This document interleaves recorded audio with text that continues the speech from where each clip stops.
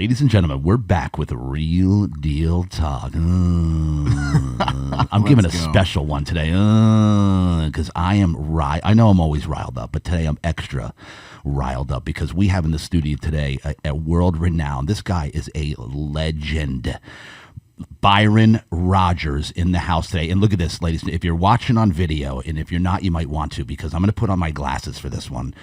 And the reason why is because I'm actually going to read a bio, because this cat has so much going on. He has accomplished so much. He's making such a difference in the world that it's not even, I can't even remember. And you guys know me. I got a great memory. I do great intros. But I actually am putting on the glasses right now. Look at YouTube. Check it out. Okay, so because there's so much here that I got to read this. Byron Rodgers, first and foremost, my man, an absolute honor to have you in the studio today. It's an honor to be here, man. Come on. It's the grace of God. Boom. Boom. And listen to the voice. I don't know. He might have me beat today. I don't know what we're going to do here. We're going to flow with it. We're going to flow with it. We're going to flow. All right, listen, here it is. He's a service-centered executive protection agent. Okay, we're going to sum that up. He's a video blogger, published author. His book, Finding Meaning After the Military. Fascinating, by the way, because guys, and on that note, he's a veteran of the U.S. Marines with 2 deployments to Iraq as a squad leader, right? Conducted private security operations in every VIP demographic industry-wide in over 60 countries, ladies and gentlemen. Founder of Protector Nation, a training organization for first responders, private security professionals, and civilians. He's currently the CEO at Bravo Research Group. He owns and operates his own executive protection school and training organization called the League of Executive Protection Specialists, where he helps private security professionals take their careers to the next level. And by the way, that's how you and I met, because he's doing one of those symposiums with Iron Goat Defense. Let's go. Owners Sam Jones, Brett Christensen, and Kelly Christensen. Yep. And I'm going to pause here real quick because my viewers and listeners know that I like to talk about how I meet people, because I like to stress to people in life, the quality of your life is dependent upon the way you interact with other individuals. And let me tell you something. Along the way, all you want to do is serve others wholeheartedly every minute of every single day. And what will happen automatically is people will be drawn into your life. God will put them there to help your journey. And if you're always looking, hey, what's in it for me? That's not how it works. You want to serve, not wanting anything back. So my point of that is I'm a ministry leader, as you guys know, at Awaken Church and the Pathfinder Apprenticeship Organization, Pathfinder Apprenticeship. I'm one of the marketplace ministry leaders there. And people actually question me, Byron, like, why do you put that much time in when you don't get it? Well, what are you getting out of it? I'm like, I do 6 hours every Tuesday at the church, and I pour my heart into 12 to 15 apprentices for 5-month periods twice a year. And I do this with passion, with love, and I can't get enough of it. And just pouring into others, pouring into people. I get to serve these people, right? So I served honorably. All 3 of those were in my class. Sam Jones, Brett Christensen, and Kelly Christensen. They own Iron Goat Defense, and I had the honor of being a part of the expansion of their company. Full circle here. I've been following Byron for over a year. And I DM'd him, I don't even know how many times. That's okay. Don't worry about it. I know how it is. Well, actually, I don't. I can reply to all my 10 DMs. No problem. But I know you're getting a ton, bro. So I've been following him for a year, and then 2 weeks ago, Sam Jones put up a post on Instagram with you. Yeah. And I texted him immediately. I said, dude, you know him? He said, yeah. He goes, we're doing a symposium together for defense, just exactly what I just read here. I said, well, dude, I've been trying to hook up with this guy. Plant the seed for me. Tell him what's up. He said, no problem. He hooked me up. We connected. Byron happened to be the most incredibly kind, fired up. He said, dude, I'm there. I live in Marietta. I'll drive down. This, and here we are. Boom. But 2-3 weeks later, boom. 2-3 weeks later, I don't even know. It was quick. So I always like to say that. And ladies and gentlemen, let me stamp that in one more time. On your journey, you want to connect with as many people as possible, because you never know what that connection is gonna to evolve in the future. And you don't want to always look at, like, what you want to do with everybody you're meeting is think, how can I bring value to this person's life? Like, that's it. Just focus on how do I bring value to this person's life, and then give it a shot. I always say this, give it a shot. And then if you realize, okay, maybe this person isn't for my life, they're not enhancing me, they're not this, that, and the other, whatever, then move on. But connect with as many people. Look, when me connecting with Sam and Brett and Kelly, and now look what this has happened. Automatically. Can I jump in on Yes. that? Yeah, man. So that's one of the most powerful principles I talk about when it comes to helping people develop their careers and develop as people. And it's just the principle, and it's a biblical principle, that your gift will make room for you amongst kings. And I sit there with guys and I'm like, always just give and give. And you'll find people. The beautiful thing is that other givers will eventually recognize you and they will become your running mates. Yes. The other people will fall off, and that's fine. But if you give, the world will give back to you in the direct proportion of your contribution. Come on. And so this is what I always tell these guys. And when they start doing it, they're always like, man, and then all of a sudden this guy opened this opportunity up for me, and da-da-da-da-da.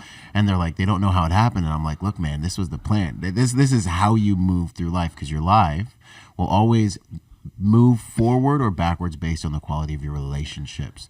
Everything, business, it's economy of relationships. Everything is relationship centric. And so when Jesus says it's more blessed to give than to receive, this is a cheat code for life. And you don't have to be the biggest, the baddest, the sexiest, the tallest. If you just give, people will open doors for you. Period.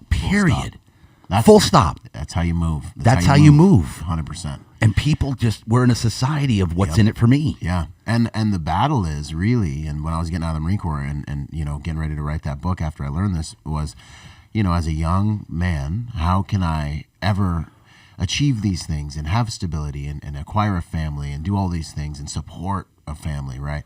And I had to just look in the mirror and just realize it's just me and God. And what I really need to do is figure out how to generate enough value to give to the world to get back what is deserving. And hey, the reality is, like, I'm here by the grace of God, should have died a million times, all that stuff, and everything I have is by the grace of God. But in a lot of ways, it's a co-authorship, right? Yeah. So, like, the reality of the game is the world's giving you back the value you're giving the world right now. Come on, dude. Everybody's somewhat self-made. Only the successful want to even admit it. You know what I mean? Hold on. Say that one more time. Everybody. The world. Give me the world. Give me the world. The world is giving you. The world is reciprocating to you right now as you watch this podcast.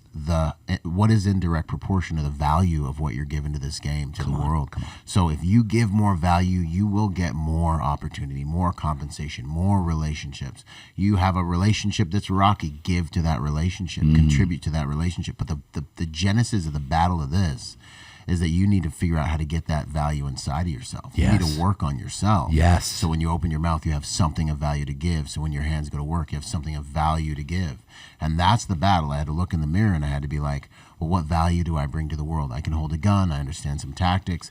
I need to work on Byron. And so then I just went monk mode, and I read 350 books on self-help and personal development and business and online marketing, and I started to try to find my way. And then when I came out the other side, then I had something to give. Then I had something I could, that the alchemy of that process and the mind, and looking in the mirror and being like, well, what value do you have?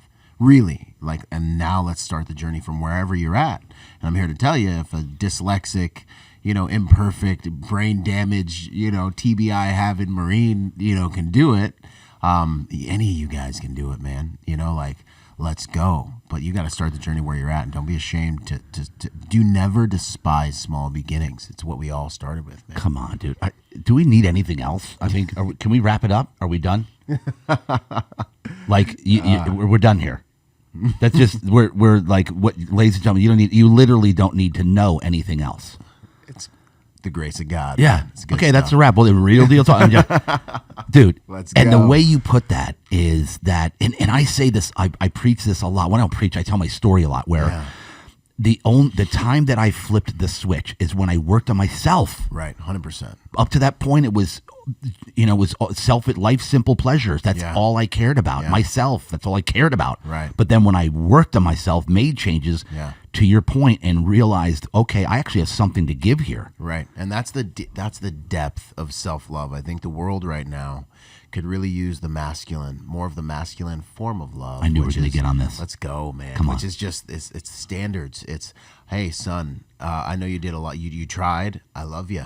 but that's not good enough. You know what I'm saying? I love you. I know the world's going to eat you alive if this is what you go out there with. Like, that's why there's no participation trophies. That's what the mom's there to, like, you know, comfort you and nurture you and help you to feel the positive reinforcement and safety you need to develop. Yes. But like when you really get into the big game, you need that masculine love. A lot of us don't have a father to do it. So we need to do it for ourselves. You need to look in the mirror and be like, yo, like, when I look at you, I see your standards. And that masculine form of love raises those standards. When I look at your physical fitness, I see your physical fitness standards. When I look at your relationships, I see your standards. When I look at the way you interact with people, I see the standards inside of you, right? If you have self-love and self-confidence and you're comfortable with yourself, you're a very loving, relaxed person. And so when I instruct veterans or guys that I'm coaching in the executive protection industry, that it starts with you. The highest form of self-love is discipline. Wow. That's the masculine form. Wow. Right? That's where the value comes so that you can give. Why do we gain power? Why do I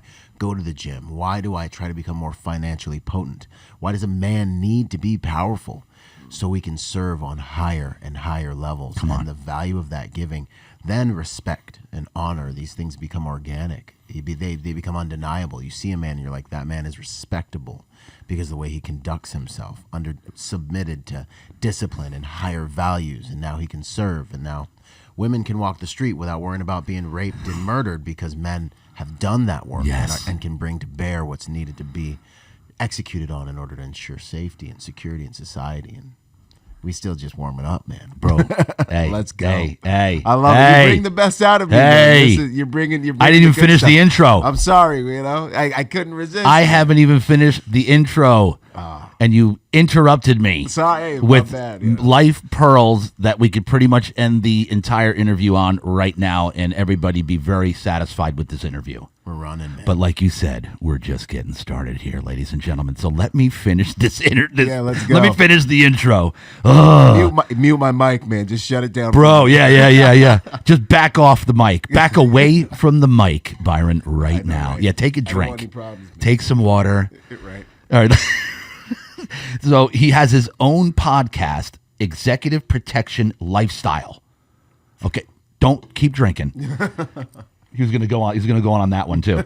I could see him. He's like, yeah. All right. And you have 1.5 million views plus on there. Yeah, I think that's my entire kind of social media empire. Wow. But we're getting millions of views a month. Come on, dude. A month, to be honest. Wow. We've got over 2,000 videos up. Like, God is good. Diligence. Discipline. That's all it is. Yeah. Discipline, diligence. Okay, and we're gonna everything that you just already spit fire on. We're coming back. All of that. Okay. In fact, this is and he lives by the values of wisdom. And I'm saying this, and I've never said this about a guest before, but the actual core values that he lives by. But I'm going to start doing it more because I realize how important it is to have core values. 100%. My family and I do. We didn't even know what this meant until 2 years ago when we got to the church and found Jesus. Like, ooh, we need to operate on core values. Yeah. We already were. We just didn't define them and make sure the family and the kids even know what they are. Right. Anyway, his values: wisdom, discipline, purpose, freedom, and my favorite, excellence. Yes, sir. That's one of mine. Excellence is one of mine for sure, dude. I freaking love that. And finally, this is my favorite part. His mission in life is to improve the quality of the world by making good people more dangerous. Woohoo, man. It gets me fired up just thinking about it, baby. Let me repeat that again. Byron Rodgers' mission in life is to improve the quality of the world by making good, and I'm stressing good people more dangerous. I love it, man. That's the heart. Okay, let me get these glasses off here. All right, let's go here. Let's get down. That may have been the best introduction I've ever had. Come on, bro. Say it again. Say it again. You know, I love it, man. Say it again. Say less, bro. Say less. Say less, son. You know. All right. Okay. I don't even know. I want to keep going on that strain, but we need to know your backstory. I'm a backstory guy. Okay. Yeah. Let's set the table. Hold on. At least touch on the making good people more. Can you touch on that? Yeah, I know, right? Because I'm a long answer guy. I know, and I'm a long question answering whatever. Yeah. So we're perfect together. Right. I can't even contain myself here. Yeah. Because it's not because you have bad people. Right. We don't want to make them more dangerous. Right. We want to make good people. So touch on that, if you would, please. And then we're going to get your backstory, hopefully. Yeah, absolutely. You know, the reality of this world is that it's getting darker and darker in so many ways, and evil is much more aggressive in so many ways, and things are not sacred anymore. We've seen attacks that have never been thought of, right? And as that happens, it's very organic and natural because the heart of man is evil. And people need, it just, that's the direction. The book of Revelation still has to happen. So like, there's so much that's just happening in the human experience. And this is the general direction of things. Now, in our world, the homeostasis and balance we have is by God's grace. But when God wants to get something done in the world, he sends a man, he sends a woman. He said, let them have dominion. People, I've been, 60 countries is stated lightly. I've probably been in about 70, 80 countries easily. And I've seen things, and I've been to war, and I've seen what happens when evil is unchecked. And the reality is that there's a war going on between good and evil, and that's not some like pie in the sky, angels and demons thing. That's happening, but it's really about the two currents that run our world: the current of love and faith and goodness and light, and the current of insecurity and evil and darkness. And when those currents, who wins is heavily dictated by how many people are operating by those different energies on those sides. Exactly. Yeah. And so when people get rescued, it's generally not because angels kick the door in and zip line in and smoke the bad guys. It's because there was a good person that was there that was able to set a standard and outperform those bad actors or people that are being driven by that. And so my mission is, I've seen so many sheep and I've seen so many good people just be slaughtered for a number of reasons that I won't get into just yet. But what I want to see is, I want to see good people be meek, be those who know how to use the sword but don't have to, and be more competent, because the world, it's the age of information. Your enemies have been training. They're out there doing bad things right now. You're just trying to go to work. And if I can really set a standard or raise the protector nation, the nation inside of every nation of protectors. Protectors are like white blood cells in the body of humanity, and make it so that when there is an active shooter, it's not a 2 double-digit body count. It's, well, a guy raised a gun in a church today and 3 people extinguished the threat. And that's and I want evil to fear good. I want bad guys to be like, man, I don't know if we should, it's not safe. Like, it's a non-permissive environment. Like, you see these people, they're competent, they're fit, they're carrying, like, I'm afraid. You know what I mean? Because right now that's not going. Right now it's going on. they're having free will. Yeah, exactly. And so I want to change that dynamic by helping the moms, the dads, like everyone, even children, to understand the way of being a true protector, because the reality of protection is that it is an inalienable, it's a need. You have your basic needs, food, water, shelter. But if you don't know how to protect it, you just acquired it for someone else in reality. And so that's my mission, man. And there's so much about that that's not just being a jacked and tan guy who can bring certain things to bear, you know what I mean, like we are, you know, but really, women have a role in that. When I'm at work, my women and children are the ones that are tasked with protecting the home front in many ways. Yes. Like, everyone has a role in that, and it should be a life skill, because it is a life requirement. Wow.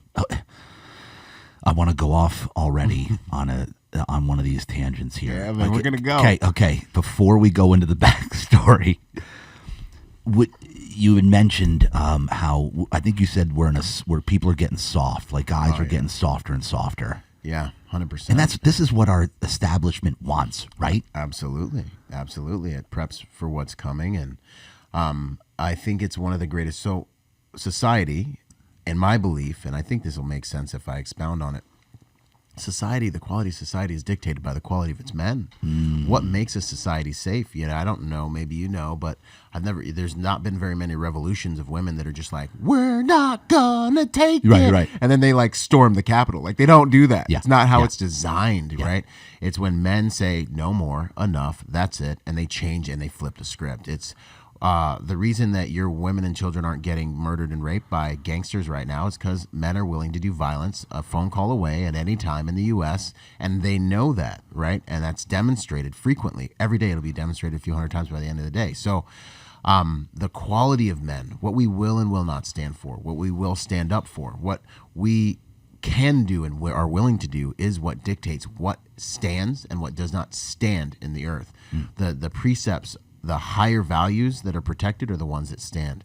The things that we allow them into our schools. We allow them to do these things. This is what's going to happen until, so that's kind of like the masculine piece in society that protects us from these corrosive individuals at every level of the government and the world. That is what protects us, and so that's why I'm trying to encourage men. Yes, that doesn't mean that we're overbearing, and true masculinity is actually quite loving and service driven, and we'll take the approach, where you may not like what I'm going to say to you, but I'm going to say to you what you need to hear, because I'm accountable for what I do and don't. So you go be mad, right? But I'm going to give you, out of a spirit of love, what I carry for you, and what I've learned from the battles that I've survived. And so, we need to take our place as men, and that you might have to upset your wife, and you might have to tell your daughter, go back in the room and change. You ain't going outside like that. And you might have to look at other men and say, no, that's garbage, man. You know what I mean? Yeah. And have some intelligent debates, but our world needs this, because if the men are absent, then everyone, how do you rob a man's house? You bind the strong man first. And that's what's happening in our society, ideologically, culturally, and biologically. Yeah. Even biologically. Guys aren't real. I had one of my good friends, his son was starting to he had gyno and was like having high level estrogen issues, and he hadn't even been in high school yet, because biologically he's being attacked with forever chemicals and BPAs and estrogen and everything, and not even realizing it. So there's a lot of consciousness and a lot of awareness, a lot of light that needs to be brought to what we're going through. There are a lot of attacks. So we're missing the masculine, and we need to rise up. And what is this thing that they're calling toxic masculinity? What does that mean? Yeah, I was in my... They're making it a bad thing. They're trying, and I was in my... but I think people are waking up. So I was in my psychology class. I got a master's in psychology. Yep, I didn't mention that. Yeah, no worries, but I screwed up the interview. Let's start it over. Let's start over the intro. We're done. Start over. Take two. But yeah, no, intro, take two. I'm sitting in my class, and I'm listening to all this, stuff they're trying to get us to believe, God bless them. I won't go too far into it, but I'm sitting there, and we had this whole class on toxic masculinity, and she's just going off, and you can tell she's just feeling and it's psychology. So I'm the only guy in there, but it was great, because I'm the only guy, and I'm the only black guy, right? So when they wanted to talk about black issues, I ruined. Here you class. are, tatted up. You got did you wear your trench coat in there too? You know me, man. But I'm also a successful entrepreneur, and I'm black at the same time. And I show up, and my wife makes me these 3-course meals, and I got ribeye and and I sit down there and set out my little plates, and she's teaching, and I'm heating stuff up, and everyone's looking at me, and I'm well, you got a traditional home, I provide, I protect. My wife supports me. She understands her role. I understand mine. It's great. And they're all trying to be all women are oppressed, and I'm my wife lives great, loves her life. Look at what she does for me every time you ever see me. And they're just you could see them sitting there. And then some of the chicks were just man, I wish I had a strong dude who would do that. Do you know how many women would love that? 100%. Relax. Secretly inside? Yeah. I'd love to feel safe. Yeah, I'd love to. And rather than my fat slob, weak ass husband. Yeah. And the problems come, and there's this champion, this monster between me and the problems of the world. And I just need to keep him healthy and fed and plussed up so he can go handle trash. And that you could see them, they'd be man, that's kind of really cool, but I'm gonna get this degree real quick. So I'm cool, do you, girl? But the point is, I'm in this class, and they're going off on toxic masculinity, and this was one of those 5-minute break moments where I got done talking, and the lady was we're gonna need to go on a 5-minute break. And I was just thank you. So you shared? I shut it down, bro. I just was look, I was I've debate, so I'm respectful, and God gives me the words, and I just was listen, I understand what you're aiming at here, Professor. What you're aiming at? Yeah. And I was but the reality is, being a man, a healthy man would crush the guy with the values you're talking about, the behaviors you're talking about. So what you're talking about in society is an unhealthy male, and the reality is masculine polices itself. If you have healthy men around that guy you're talking about right now, they would police him up, snatch him up in 2 seconds. He wouldn't be able to act like that. So we need more healthy men. The other problem I have with this curriculum is that the line between masculinity and what you're calling toxic masculinity, the lines are too diffuse. Like you're almost like you're pointing at masculine traits mixed in with toxic traits, as if this is a broad brushstroke of what is masculine, and what is masculine is what keeps you safe and builds this whole world that we live in, and is one of the greatest and most sacrificial forms of love that exists, that allows us to exist at the level with all the skyscrapers and toilets that work and all the things. And this classroom we're in, if someone walked through that door right now, you would, with a shotgun, the reality is I would fight and die for every single one of you here. And I would also be the only one who could do anything about it out of every single one of you here. And that is my mantle as a man in your environment. And I was like, and then the last thing I hit her with it is I was like, what did she say to that? Was everybody just like, knowing that's true? Oh, they were dying. And then the last thing I said, and the other thing that upsets me is I highly doubt we have a course on toxic femininity tomorrow to balance out this attack on masculinity.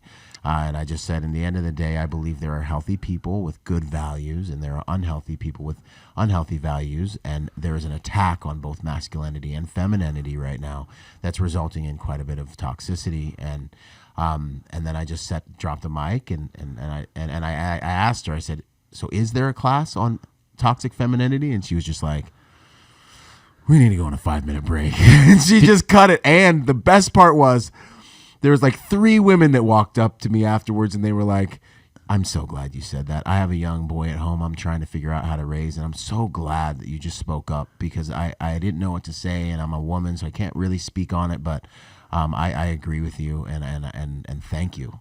And I was so how many more? I was ready to fight every chick in the class if I had to, but most of them really respected what I said. Yeah. And the others of them, like they were like, just thank you. Everyone almost clapped when I got done talking. It was the silent majority is real. Oh my gosh, bro! I love this story. I'm so glad I asked that question. Yeah.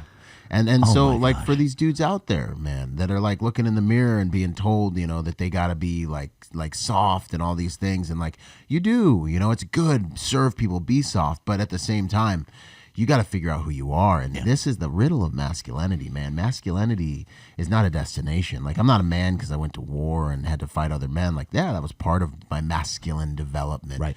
Was going heads up with dudes for keeps, in Iraq. But the riddle of it is that masculinity is a journey, and it's something that you must be constantly sharpening, and that will constantly be challenged by your loved ones and by life and by God being called upon. It's not easy. It is not something you get from time and service. I've met a lot of men that are still just males. I've met a lot of males that are still just males, and they have not made that transition, right? From being a dependent to being dependable, to being able to do those things and have the values of a honorable man. And so I for those guys that are just like, well, how do I do? What do I do? It's like, look in the mirror, and it kind of goes back to what we said, man. Yeah. Start contributing to yourself and start trying to be the best man you can be, and start aiming at high ideals and start doing hard things, so that when hard things challenge you and challenge your crew and your tribe, they have something to freaking deal with. They got something to get through, and you got something to give when you're at war together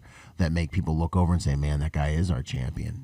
Thank God those guys are linking shields right now. You got to invest in yourself. You got to earn that trash so no one can take it away from you. We can get into some stories about counseling and some women trying to take it away from they can't be there when you get it, so they can't come and take it away from you, Anyway, let's go. All right, so listen here. Good Lord, have mercy here. I want to keep going with this. Hold on. We just warming up. Did you push off your Zoom? Yeah, I pushed everything Let's back. Go, I'm dude. just push it back. I got people coming at me. Good. All right, anyway. Okay, so I have to ask this question. What was she saying was toxic about masculinity? Like, what was her point? Yeah, like what point was she trying to make? What was she aiming at? Yeah, she was just talking about how men are disagreeable, and how, but then she would fuse in something like, being abusive and belittling women and talking down to people. But then she would say something like, they're overemphasizing strength, and like it was just this mesh of things that make a good man and things that make a bad man, and all of it being toxic masculinity. Right. And I was like, No, and she had the list up there, and I was like, the guy that has 2/3 of what you're talking about is awesome. The guy that has 1/3 of what you're talking about is a problem, and he would get wrecked by the other men that have the 2/3 of what you're talking about.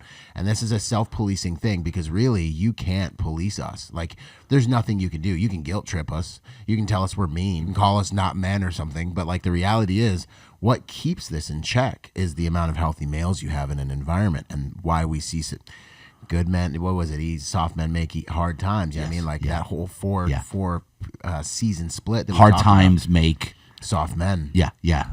And on and on and on. Yeah. But and so we need our men to be strong. We need our men to be confident. We need our men, and in many ways we face an epidemic of young men that don't understand how to acquire significance and value with the strength that they're organically being given. And that's why you see every gangster is really a dude. You know, every active shooter is a dude. You know, the problems that plague our society are coming from a generation of young men that have been raised by women that don't understand how to be good men, and it's no fault to them, but masculinity can't be given to you by your mom or by your girlfriend. You know, that's something that's bestowed. That's something you earn by yourself as a man, or other men look at you and they say, hey, dog, you know, you did good today. You did good today, man. Welcome to the higher table. When I got to the fleet, you couldn't even speak till you went to combat. Like, you weren't a made man. Like, you're just taking notes until you come back from combat. But and every tribe since the beginning of pimpin's been pimpin', to be scientific. The men take the boys away and they send them through an ordeal, you know, like the Agogi with the Spartans and all over all the tribes. And they send them through an ordeal and they mark their face and they come back to the tribe after surviving an ordeal and they say, now you're a man. And then society treats them as men, and they have the feathers or the scars or the necklace with the enemy's, you know, teeth or whatever, you know, the lion teeth, and now you're a man. And so it's just something that's bestowed. And I think part of the problem that we're dealing with is males are looking to society to validate their masculinity when they should be looking inwardly, and they should be looking upwardly to let's go to the King Jesus, the King of Kings, who shows you the highest demonstrations of masculinity written in red all through the Gospels as well. When you see the way he is loving, but he's strong, and he checks society, and he doesn't go with cultural norms, and he provides and protects, makes the ultimate sacrifice. And when he returns, he's going to return as a king, as a warrior. The blood will be so high that it'll be to the horse's brow. You know, Jesus isn't your yoga teacher, man. He ain't just your homeboy. You know what I'm saying? The greatest level of accountability I experience is from my father. That's what keeps me in check, because we're both capable of extreme good. And from your heavenly evil. Father. Yeah, 100%. Wow. That's what keeps the rails on, man. Oh, dude. Yeah. So what you're saying, so no man just comes out and is masculine. Yeah. It's learned. 100%. Learned and earned. Learned and earned, baby. That's the best way to say it. Learned and earned. And the way it's going to be learned and earned, the best way is to have a masculine father who's present. Yeah. So for those that don't have that father, then how does that happen over time? Yeah, I mean, I had no father from age 2. He was non-existent, wanted no part of me. Mm-hmm. But my mom was extremely stronger than most men that I know. Right. Thank God. Right? Yeah. That's interesting, because I had a very similar experience. Yeah. My father is extremely masculine, very successful. He's like a mix between Tony Montana and Donald Trump, from the Caribbean, you know, got shot at point blank range with a shotgun, survived that, got burnt up, 80% of his body, survived that. I still might not be able to beat him up. I might have to shoot him, still to this day. He's a juggernaut, right? So how old is your dad now?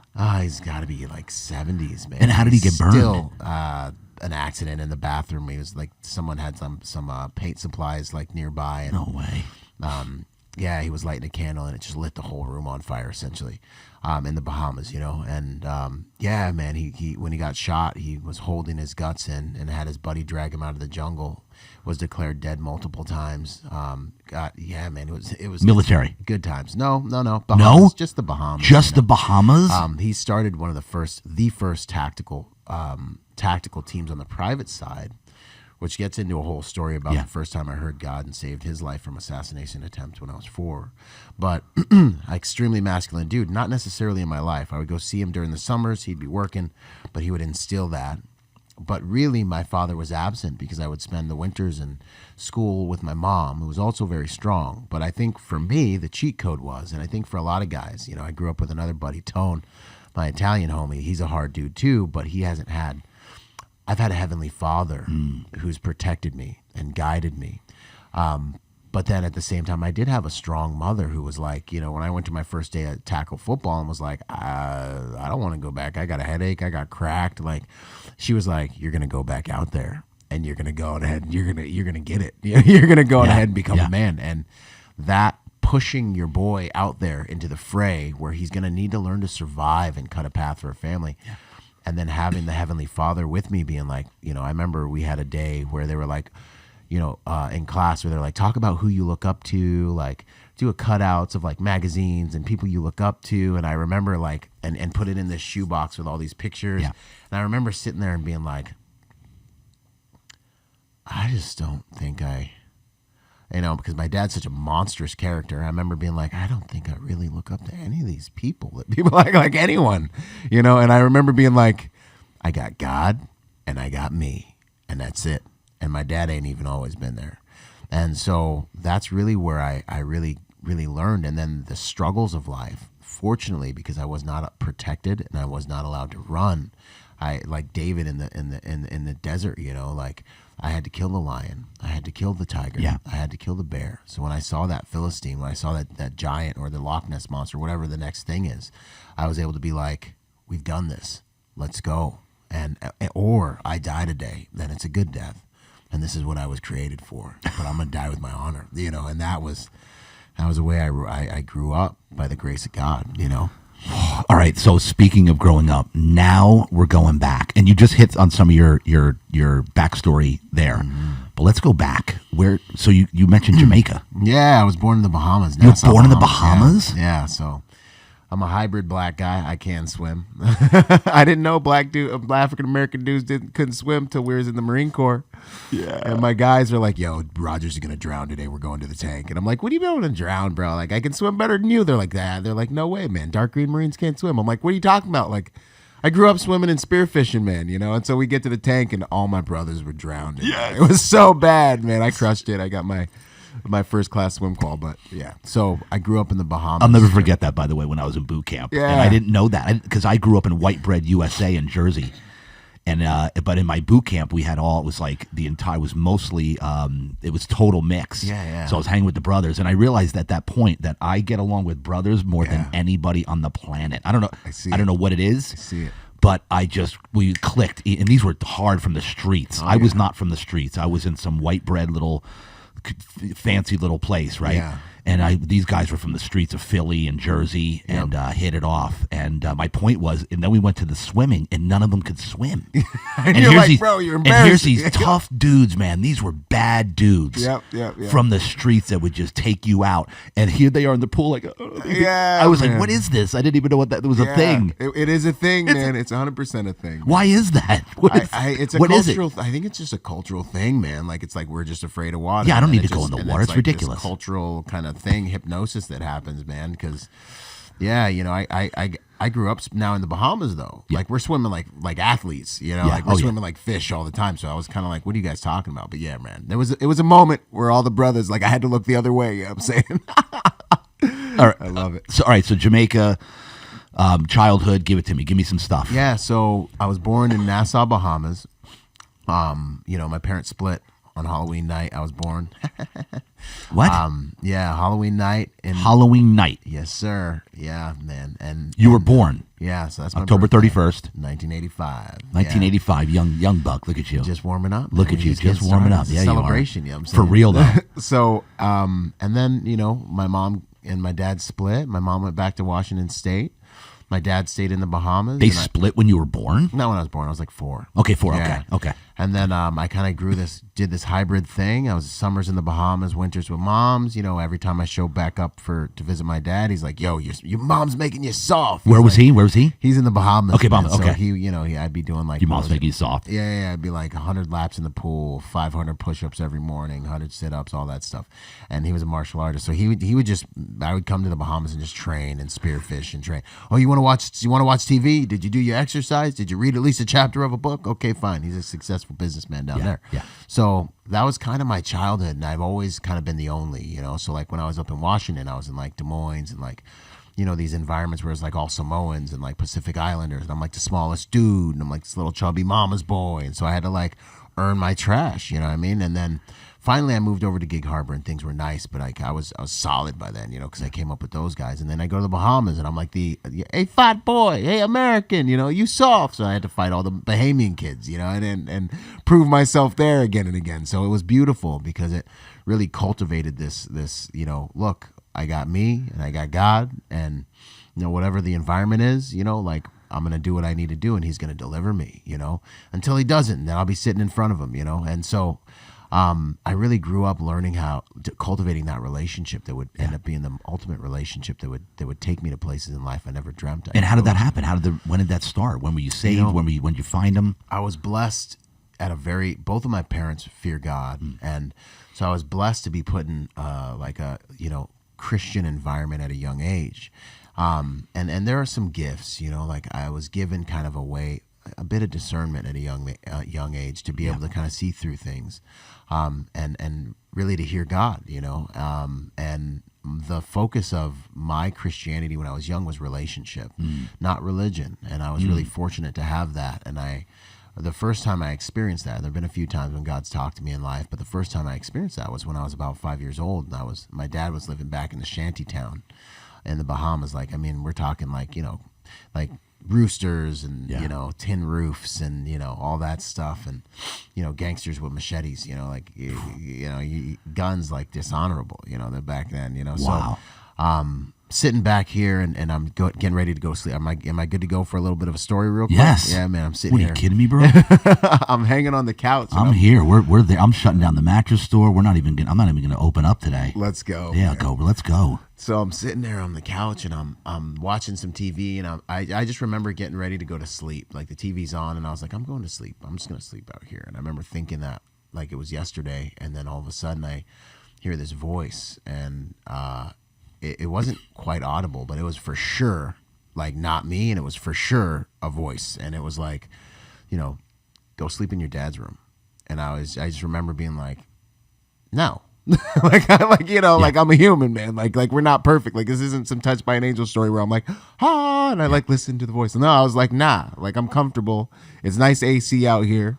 I'm gonna leave the TV on. I'm going to sleep. And so I remember being like, nah. So then the voice comes back. It's like, go sleep in your dad's room. I'm like, no, I'm going to sleep out here. And I remember like kind of arguing, and I try to go to sleep, and I can't go to sleep. And I'm just like, fine. Like if you're not, and when you're this young, like everything's real. Like nothing's weird. Nothing's weird. Yeah. Everything's real. Like you don't even know what real is yet. So I sit there and I'm like, well, if you're not going to let me go to sleep, like I'm just going to sleep all right, fine. So I get up and I go in my dad's room, and then the voice comes back to me. He's like, get your sister. And I'm like, and I remember that story about Samuel and God in the temple, speaking to the youngster that he had in the temple. Yeah. And I remember him, telling him like, hey, the next time you hear that voice, say, here I am, Lord, what do you need?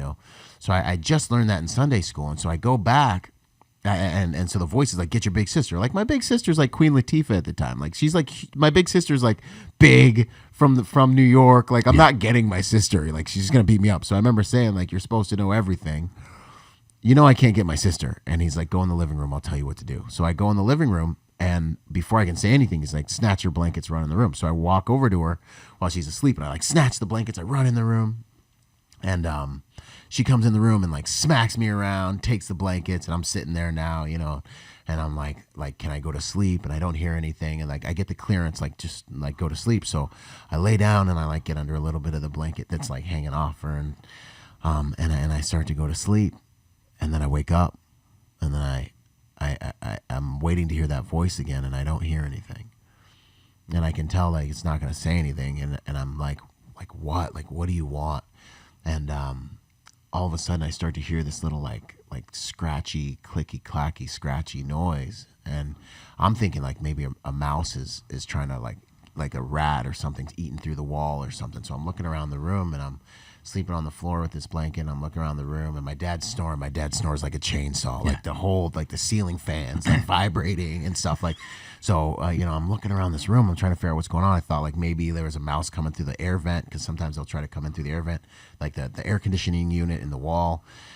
And I'm looking around. I can't figure it out. And then all of a sudden, I look in front of me and the doorknob is just click, click, click, click, click, click, click, click. Someone's working this doorknob, and like it's direct. Like I'm doorknob height at this time, and like it's just sitting there, and I'm just looking at this thing, and I feel fear seize my entire body. And I just remember being like I gotta move. I have to do something about this. Like, and I look over to my pops, and he's still snoring like a chainsaw. So I go over to him, and I'm like, and if you're waking my dad up's a dangerous thing. He's got, he's been around the block, so he's ready to go the second his eyes open up. You got to make sure you're a little out of distance. So I wake him up, and I'm standing back, and I'm like, Dad, like someone's trying to get in the room. Someone's trying to pick the lock. And he stops snoring, and they stop. And it's quiet. And I'm like, now I'm even more afraid he's not believing me, and he looks at me, and he's like, go get my shotgun. And I go under the crib where I know his shotgun is, and I hand him his shotgun, and he racks around, and you hear a group of dudes, like 6 guys, run through the living room, trip over the coffee table, and the screen door slams shut behind them. And you see him the next morning on the camera running out of the building, and my dad comes out butt naked, shotgun, clears the house, all that stuff. And he had just started one of the first private security tactical teams in the Bahamas. So, they're locking up more people than law enforcement at this point in time, because everyone's paying everybody, so they're actually doing the work. Yes. And so that made my dad a target. Wow. And in this neighborhood, somebody, the crew comes in your house, they clean your house out in 8 minutes. Your house is pretty much on blocks in 8 minutes, right?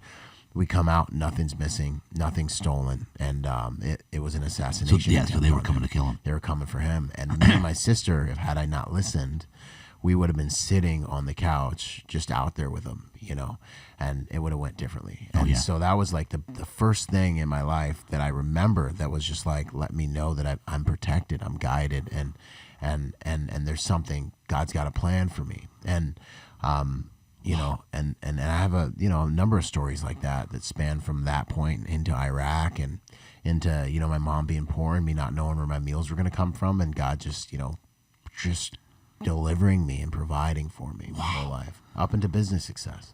And so but from very, very early on, your parents had you in that Christian environment, right? Yeah, they had me in an environment where I understood these tools. I understood the access that we have to the Father through Jesus, and I understood these things, and that environment has made all the difference, and I think there's a really important lesson here for parents, like you're gonna have a lot of influence over your children, but you will not be their primary cultural influence. They're friends that are like going through it with them, that are cooler to them than you, that if you send them to traditional school, spend more time with them than you do while you're just trying to survive. These are going to be the influences that are going to shape their reality more than you probably will in many cases, arguably. So putting me in these environments, when I was in the Bahamas, I was around, the church. And when I was in Washington, I went to private schools and was at church all the time. My mom was hyper spiritual. Like she was like I went to a Christian school, but I had to watch like 4 televangelists before school, and I went to school on Wednesday and Thursday, and Saturday night was youth service, and 3 services on Sunday, right? Because she sang in the choir, and so I was saturated with this, and it did, and what it did was it put the word inside of me, and then it also helped me understand how to move with a relationship when I need supernatural information, and I need the supernatural to come into my natural. I understood how to do that at a young age, and it made all the difference through boot camp into Iraq. It helped me to have supernatural access, even to the success of what I've been able to do in the industry and in the world. So keep going with this, because my listeners and watchers, they know that I'm call it a newbie Christian. I love it. Last couple of years, so I'm learning on the fly here. Yeah. I know that something's good going on here. I know that God's the main mission is He just wants us obsessed with serving His children. Yeah, I love that, just the whole premise here. But keep going with this, man, because I got people that are quite frankly, I think there's a lot of people that are really lost right now. Yeah. They don't know where to go. Yep. Like how, and keep going with how, like, and why, how do you identify with Jesus and like that he's your heavenly father? Yeah. Keep going with this. So a few things on that, you know, we're in this world and we're not of it. And this is something that isn't spoken about much in church. So growing up, I would get given these masculine role models, like hang with brother Jeff, you know, like, oh, this, you know, poor little black kid don't got a dad. Like, let's give him a mentor or someone. And I remember looking at some of these guys and being like, you seem like a nice guy, you know, but like, I'm a warrior, you know, I always knew I was a warrior, and because that's my father, it's just in me, it's in my biology. It's really interesting. I didn't spend a lot of time with him growing up, but where the similarities are, it's very Crazy. interesting. But I remember always kind of being like, and I remember, you know, I served one of the largest evangelical ministries in the world, protecting, you know, that man of God and all these things for 7 years. And I remember always looking at church, even growing up when I was in all these church environments, and being like, there's no power here. Like, this is going. Nice. This is emotional. Like, this is dopamine, and like this like makes you feel good. But like, you were in the same place you were in last year, you know. And like, I respect you spiritually, but as a person and as a powerful like force in the world, I don't know if I can respect you. Like, and it's beautiful what you have with your religion, but like, there's no power, and I don't really do things without power. You know what I mean? Like, I got out of the Marine Corps, man, and I went through my experimental phase, and like, I was running mad gear, doing all the drugs, doing all the stuff, because I'm a power-seeking human being, right? And so even at a young age, I was like, there's no power in this religion, and these people are sheep, you know? And I always kind of struggled with God, and he would give me power, and he would walk with me in a way that was in authority. And when I looked at the way Jesus walked, there was authority there, and he could bring the supernatural into the natural, and people respected him. Like, they came to seize him after he said, basically, like, before Abraham, I am, like, I am God. Like, you're looking at him, right? And he's in an environment with Pharisees and people that will kill you for that, right? And they come to seize him, and he just walks right through the crowd. You know what I'm saying? Like, come on, man. Yeah. So when I looked at Christianity, I loved it, but I was like, there's no power here. These people are weak. And so I started to really seek that and understand that. And what I've understood is there's something Jesus talks about a lot that isn't mentioned much in the church, which is interesting. Not too interesting, but that's a rabbit hole, which is the kingdom. And the kingdom of heaven is like a grain of mustard seed. The kingdom of heaven is like a treasure hidden in the field. The kingdom of heaven is like a pearl of great price. And so Christianity is not a list of do's and don'ts. It's not behavior modification. It's access to the Father through Jesus. It's intimacy. It's a relationship. It's you being able to live your life to where you exemplify and demonstrate for the world the glory of God. That's what Christianity is. When someone looks at me, they should see like, wow, that the spirit of truth, like the glory of who he serves. Like, look at how blessed he is. Look at how competent, how powerful, what he's doing in the world. Like, that man is like a King David, a King Solomon. Like, look at the majesty. Like, whatever he's doing, it's working. Like, they should see the glory of God. Now, this happens by bringing the kingdom of heaven, what Jesus talked about more than any other thing in the Gospels, into the world. And how do you do that? There's higher level values that you live by. Your salvation is settled when you confess with your heart and believe with your mouth. You're saved. But whether you access the kingdom of heaven on earth, now this is a completely different thing. Yeah.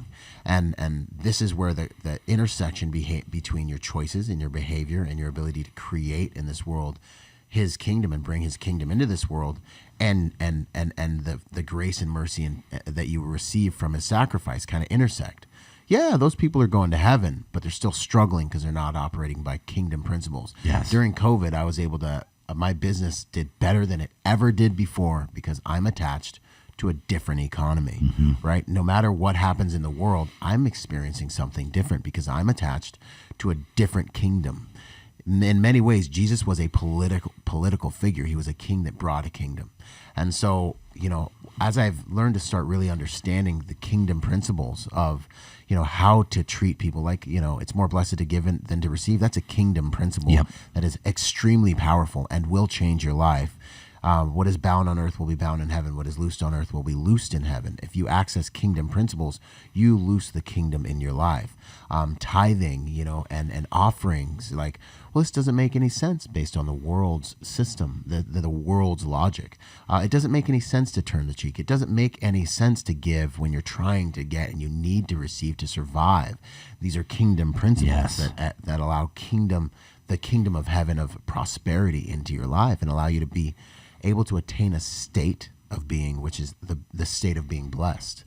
Being blessed is, you get blessings, but when you're blessed, like, you don't have to worry about anything. When you're blessed, things just happen to you. And you can look at Abraham, Isaac, and Jacob, and you can look at how they were blessed. His brothers sold him into slavery. He went to jail. Joseph, and then all of a sudden, like, he's literally second and vice president of the most powerful nation on the planet, Egypt, and he's blessed, and through him, blessings come to those attached to him. And so that's the way that I started to learn to walk, because while the world would be telling me to do things, my Heavenly Father would be like, yo, don't zig there, zag. And I'd be like, okay. And my platoon came to know me as a guy who would understand, like, the moment and what to do. And I'd be like, yo, I got a bad feeling, like, I think we should take this street instead of that street. And there would be an explosion on the street we didn't take. And things like this would happen because, I hope that what people see when they look at my success is not an amazing man, but I hope they see what an imperfect man can achieve as long as he continues to offer his imperfection on the altar of progress before Christ, because that's made all the difference. And that's what I'll die well for when the time comes. And I know that that's really what Christianity is about. It's not about behavior modification. It's not about do's and don'ts. Yep. Jesus kicked it with the hookers and tax collectors.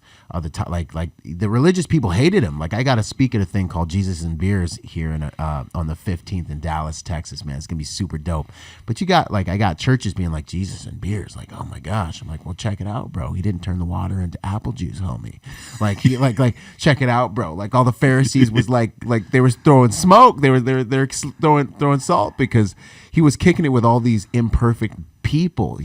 God used a donkey and a harlot to save Israel at different times, and save his prophets. Like, you can't sit here and tell me, what is holy and what isn't holy. You know what I'm saying? God don't care. He'll go walk right in the middle, walk right into your room right now while you're about to slam some heroin and sit with you and save you. You know what I'm saying? Every night I did drugs, man, I was out there popping 10 pills of ecstasy, blowing lines like a night, like gas to the gills on Sustanon and D-ball, like 260-pound monster, bro. And God was just sitting there with me, bro. Like, literally, my gift was still with me. It's like Ecclesiastes when Solomon's like, I've done so many things. I've tried doing all these things, but my wisdom wouldn't leave me. Like, it was like nights where I would just sit there and like look at my homie and be like, hey, the gift was still with me, and like be like, hey, bro, like, she's ready to talk to you right now. And then he'd go in the next room and his wife would tell her that she cheated on him, and like the gift was still there. God doesn't leave you. He's the only thing that'll be with you your entire life, no matter what you do, no matter where you go. There's no darkness that's too dark for him. And so these were things that I experienced, man, as I focused on the main thing, which was the relationship, which just started with me being like, Father, I got nothing, man. Like, I'm not good enough. I'm a dyslexic little chubby black kid mama's boy. Like, what am I gonna do? And just being and just leaning into him because he's all I had. And then we kill the lion, we kill the tiger, we kill the bear, we get some momentum, we get some confidence, and we really start rocking and rolling. And now we got some guns, bro. He's always pursuing us. Yeah. And always. What about the people that are just so skeptical? Mm-hmm. Like, oh, you made up story. Oh, that's just a cool story. Yeah. Oh, tithing. So it's just a business. Yeah. Yeah, I think it's interesting. There are many moments in the Bible where Jesus said, "Let him who has ears to hear. If you have ears to hear, hear." That you read the Psalms, you see this word "Selah," which means like listen, pause. This is an interesting thing to talk about. Yeah. Because I think that if you have the spirit of truth in you, then there's some resonance that's going on. There's a tickling. There's something that's happening inside you as you hear because I'm speaking from that spirit. Yeah. And I've also learned that some people don't have that spirit. I think everyone can be saved, but I've also learned that, when you see the wrath of God poured out, on the children of Israel and at different times in the Bible, it's very interesting because there's judgment, right? And that's fire from heaven, right? Yeah. But there's also wrath. And what you see is it says, and he gave them over to their desires, and he gave them over to a depraved mind. He gave them over to a perverted mind. And so there's an interesting thing that I think happens that I see in the Bible in people where you want what you want, and you want to do your own thing, and you want to be God of your life, and you want to do as thou willst, which is the first commandment of the Luciferian Bible. And you do that long enough, then you get to be God. You get to commit the original sin, which is, being what Lucifer did and said, I should be God. I can be God. And then you get the results of your godship over your life. Yeah. And it talks about how your conscience is seared, and it talks about how you can't really, not can't, but how the truth, you won't have ears to hear the truth. And I think that's an interesting phenomenon to look at. The other thing I would say to those guys is, pay attention to society. I think what you're seeing right now is you're seeing a lot of evil people in high places. You're seeing actors, a lot of actors, and not even actors, like music. It comes through music a lot because Lucifer was the chief of music in heaven.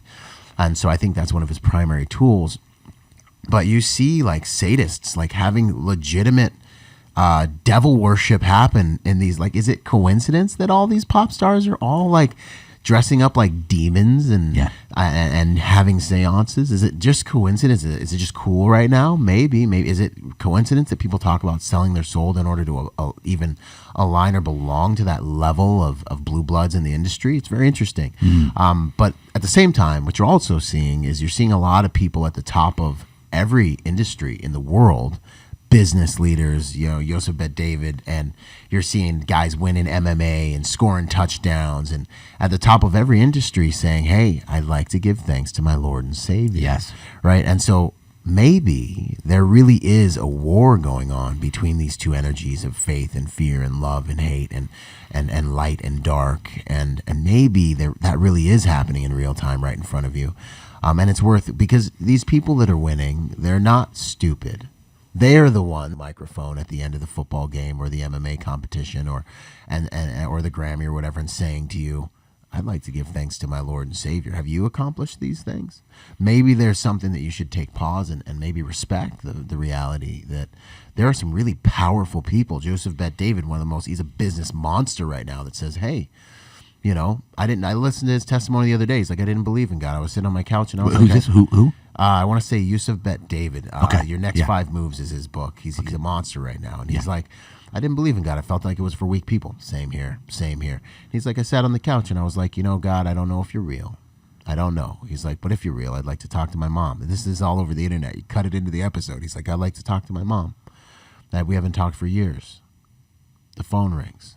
From a blocked number, bro. This is his words, man. From a blocked number. And it's his mom. And he's like, this is too coincidence to be coincidence. Maybe it's just a coincidence, but we haven't talked for years. He's like, but it's too coincidence to be a coincidence. And I chose to believe in him, and it's made all the difference.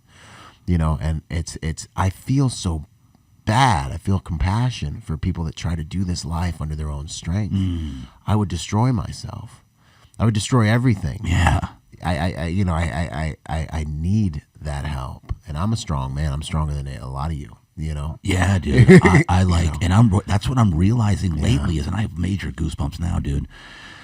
Like, and I think about it because I have friends that are making fun of me. Like, you're part of that cult, and I'm like, wait a minute. And this is me thinking. I don't say this. Yeah. But I'm like, wait a minute. Your life is a mess. Yeah. Your marriage is a disaster. Your kids are a disaster. They're getting therapy at this age. Yeah. One of them's claiming they're this, and I'm like, my family's intact. My wife and I are never been more connected. We have a 22-year beautiful, harmonious relationship. My kids are so well adjusted, and I'm like, so maybe the fruit you might want to think about possibly at least checking this out. Yeah, 100%. Right? It brings order. It gives you fruit. When you're really, really like in this way, you will have fruit to say, look, this is what you'll have the glory of God on your life. What you're talking about is the stuff that people are supposed to be able to look and be like, wow, like that's proof that this ethos that you have and this way you're operating is of value. Like, who do you serve? Like, who what do you belong to? And that's the demonstration to the world of the glory of God in your life and his grace and how good of a God he is. And those things, and when you talk about those friends, it's like, you know, some Christians would say, well, you need to talk to him about Jesus. Like, maybe, I don't know. But I think what you really need to do is just let him see the fruit, man. And that's how you let your life shine. Like, hey, lady with your grocery bags, I'm going to open the door and maybe help you. I'm just going to let my light shine, man. Like, I see a guy on the sidewalk, like, you know, the Bible talks like, as you've done to the least of these, so you've done to me. Like, I don't know what he's going to do, like, but I'm going to bless him. God's blessed me. I'm going to bless him, you know, and just let your light shine before all men, you know, so they can see how good your God is, because that fruit matters. It matters to you that you have the kingdom of heaven in your house and in your life, and that peace. You know, there are trials. Those trials, man, when you live this way and you see Goliath, after a while you get to a point where you're like, everyone's like, dude, what are you going to do, bro? And you're like, my God's good.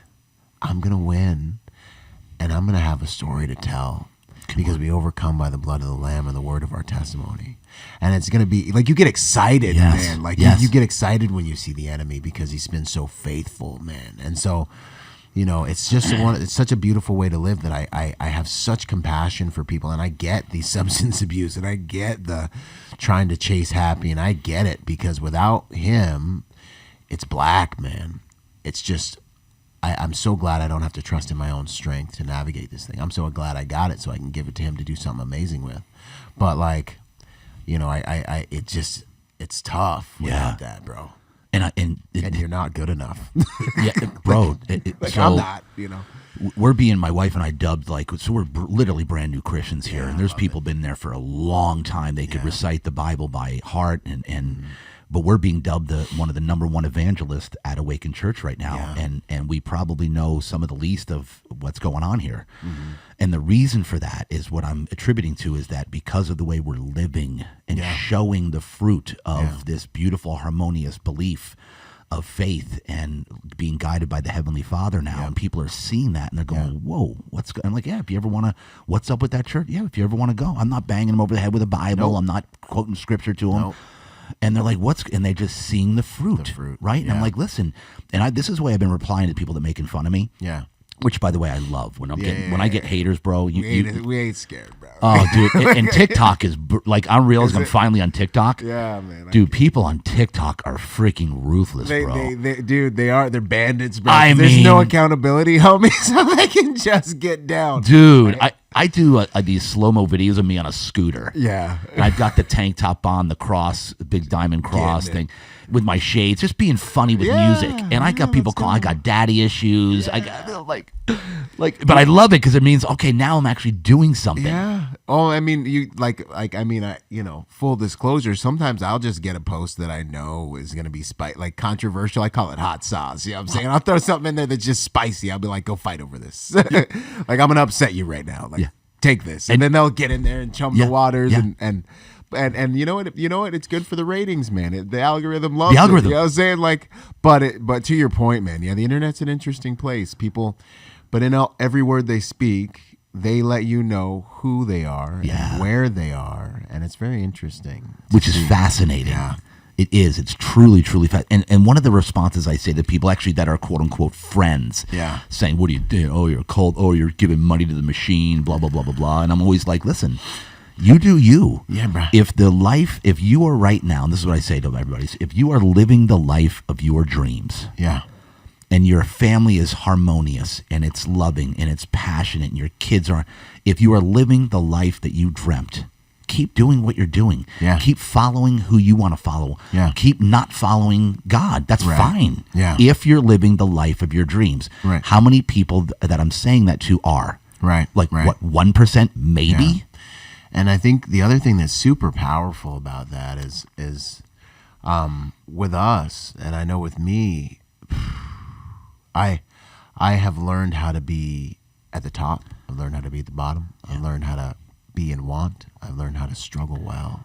I've been at the top of a hill, you know, with my platoon. You know, like, pretty sure I was gonna die because we were out there by ourselves, and the enemy was all around us. And I've been in third world countries, and what I'm trying to say is I've seen the spectrum. I've been traveling around with billionaires since I was 21. I've been in king's palaces, and at the same time I've been about to go bankrupt, Yeah.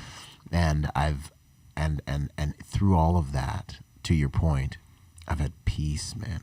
I've had peace that passes all understanding. I've had confidence. I've had honor.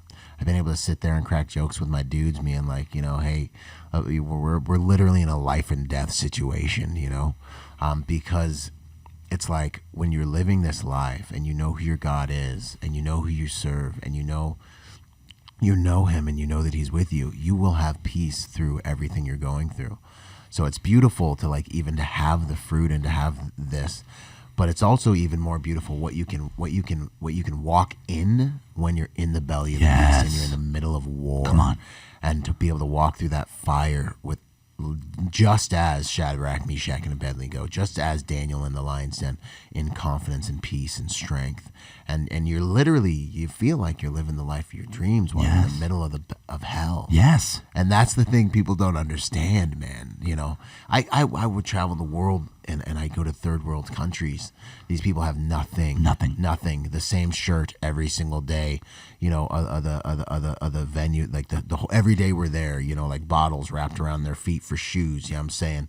And you're just looking at them, and then when they start worshiping, my guy, it's like heaven invaded the mother freaking room, bro. Like it's like we had one when we're in Africa, visiting the Zulu tribe, and I remember we're praising, we're having our church service. They're giving us their best, the organs playing, all the, and then the power goes out. Like for them, it's a slow Tuesday. Like the power was always going to go out, But for us Americans, we're like, oh no, the power went out. Like we're kind of like, is everyone cool? And like they just start singing with like just straight acoustic, nothing, no instruments.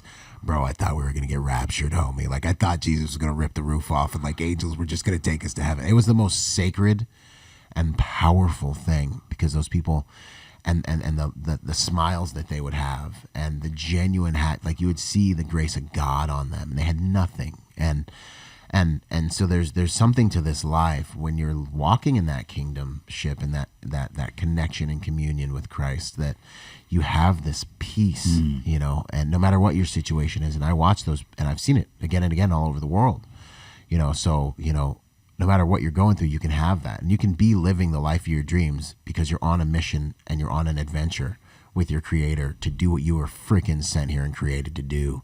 And that's when you start actually living. Come on, dude. No matter where you're at when you're in that, let's go. That's when you feel alive. Dude, the goosebumps. Bro, look can you see him? That's where they get. Now we're there, bro. Dude, because in the last year, I've dealt with some of the most difficult times with my business, the mattress store, in my life, which is saying a lot because I've gone through a lot. Like you're like, bro, I take it some bankrupt laps. Only once. Like I've almost bankrupt like 10 times. And that was Thursday. Yeah, that was Tuesday. Last Tuesday. But it's like, since I know I have my Heavenly Father that's always pursuing me and has got my back and has got me, no matter what, he's got a plan. Yeah. And I have my spiritual mentor at Awaken Church, David Ewing. Shout out to David. Shout out to David, man. Holding us down. What's up? Bro, my guy. He hates the praise too, but I'm going to give it to him. David Ewing. All right. So my point is, I'm like, dude, what is this? I'm going through hell right now. We're about to lose it all. Yeah. But I feel peace. Yeah. He's like, welcome to the Heavenly Father. 100%. That's what we do, bro. It's how we walk. It's how we roll. 100%. We're tapped into Peace. A different. Yeah. I've never. Before, I was almost having a nervous breakdown. I was freaking out. I was going ballistic when I was in my own power. When I realized, and now when I realize that, wait, it's not him. I'm not operating. I'm in his power. 100%. And he goes before me, and he will make my enemies my footstool. My enemies approach me in power. My enemies approach me from 1,000 directions, but by the name of God, I will cut them down. Yes. These Psalms are so powerful. If you ever you want to become intimate with God and you're a warrior, read the Psalms. Saul's killed his thousands. David's killed his tens of thousands. Go kill some enemy. You want my daughter? Go kill some enemies. Bring me back a trophy. Cool, bro. I brought you back a pillowcase full of enemies' foreskins, homie. Give me my prize, player. David's the man. You know what I mean? But you're tapped into a different economy, man. The world, from the world's lens, you're going through hell, right? But what is in your body and in your spirit and what you walk in is supernatural power. And then he shows himself strong and then you're delivered from those adversities, and then we overcome by the blood of the Lamb and the word of our testimony. You can sit here and argue with me about science and about like what history says about like, you know, the zigs and zags or whatever, but like, you can't take from me my testimony. You can't take from me the fact that I heard that voice and I saved my family's life. And you can't take from me the fact that I got blown up by 60 pounds of homemade explosives, had an out-of-body experience, prayed to Jesus, and got a second chance at life. You can't take that, bro. I was there. You were not there. And so that's what this is. And those are javelins in my hand. Like, why I believe? Like, I don't have to. I'm so blessed that, like, now at this state, with the struggle credentials I have with my father, like, I'm not wondering, you know, like I count myself really blessed to be able to say that, like, we've gone through so much that I have a knowing, you know, and that's an honor, you know, and I feel blessed with that, you know. But Jesus says, you know, blessed are those who didn't have to see miracles and still believe, you know. That's a powerful place to be. Are you good on your Zoom, by the way? You're good? Yeah, you bro. pushed it? They're just going to have to survive, bro. But my phone is like, it'll be vibrating off the table. No problem. So I Me just had too. to get it off Yeah, the table. no worries. Okay, These good, mats, good. I think, mute that. Okay, Yeah. so we're coming back to kingdom. Let's go. I love that you mentioned the kingdom, because I've had one podcast so far, a guy named Pastor Tom Foster from Awaken Church, and we started on his bio, and he got on kingdom within minutes, and we never got off. Yeah. It's the most beautiful topic. Well, and that's when Jesus, he's going to come back when the kingdom is preached to the world. Not when, like, you know, just like getting people saved is huge. It's amazing. It's monstrous. But what we're, rabbit hole time? Can we Yes, do a quick rabbit hole? Go. Let's go. But like, there's the earth. That is the Lord's and the fullness thereof. But then there's the world, right? There's the world system. There's the world. Right. And then there's the kingdom. And this whole thing is a battle for the earth between the world system, and the kingdom. And the second Adam. Like, I'm going to get a little deep, Father. You're going to help me drop this the right way. But like, what you're looking at in the Garden of Eden is you're looking at the earth being given to man. Let man have dominion. You are going to be my glory. Like, the glory of God used to encompass Adam. He didn't have to put clothes on because he was covered in glory. And that's and that's what we're doing here, man. And so Adam falls. Satan comes in, deceives him through the woman. He falls, and that glory leaves. And now the dominion in this planet has been taken over by the prince of the power of the air, by Satan. You know, people, you know, a question a lot of people have is like, how come bad things happen? Like, how could God let this happen? How could God? And it's like, well, hold on. Let's really take a look at it. When God wants to get something done on this earth, he sends a man. He sent Adam to have dominion over this planet, to master this planet. He lost that to Satan when they disobeyed God in the Garden of Eden, and God said, hey, bro, like, don't eat this one tree. Like, this is my thing. Like, he knew what he was going to do, but and then he gave that up. And now we have this spiritual dominion. You have times in the Bible where the man of God is trying to get a blessing, and he's praying and he's fasting, and the angels get there, and he's like, yo, what took so long? He's like, yo, I had to beef with these angels. Like I had to beef with the principalities and powers over your city. Like, we were at war this entire time while you were praying and fasting. Thank God you kept fasting, and God sent reinforcements that were able to get me your blessing, right? So this is why being in communion and praying and supplication is important. Yeah. Because he's already placed for you every gift and everything you need in your life is in heaven, and it needs to get to this earth based on what you do, based on these kingdom principles. And so now what's happening and what we're seeing and what we're experiencing in the world is a battle between the world system, mammon, like money is another kind of thing that is used, and all the values that you've been inundated with by people of this world that you have been trained to hold high above, and live by. Yeah. And you're just saturated in it and with it, you know, and the way that we're dating and the way that we're doing all these things. And by sending Jesus, now what has happened, like, you got to remember, after the fall, God walks into the garden. He's like, yo, Adam, where are you? We're back on masculinity now, right? Because he did not say, Adam and Eve, where are you? He did not say, Eve, why'd you get tricked by the snake and eat the fruit? No, he said, Adam, come here, dog. We need to have a conversation, right? So as a man, you take responsibility for everything. Understand that, you know? And so when that happened, the glory left him. And the next thing you see, Adam and Eve being like, yo, we're naked, bro. Like, we need to get some clothes on real quick, right? And so this shows you that, like, now we're in this fallen state, now we don't have the glory of God on us, right? And then what Jesus ends up coming back to do, and what you see in the Bible, it's really the story of Christ and how he delivers us, right? But you see Jesus coming back as the second Adam to restore our access to that glory by making the ultimate sacrifice. And so Jesus being that doorway to be able to have a relationship and communion with the Father again puts us back in position to be able to have what Adam had, which was this relationship and access and glory for that glory and that kingdom, because Adam was here to create the kingdom of heaven on earth. This was the next, like the second heaven essentially. And now through Jesus, we are the people that are bringing that glory to this planet. And so people should see the way we interact. They should see the fruit of our life. They should see essentially the Garden of Eden in our lives. And that's what's happening here, is a clash between the kingdom and the earth's system over the world.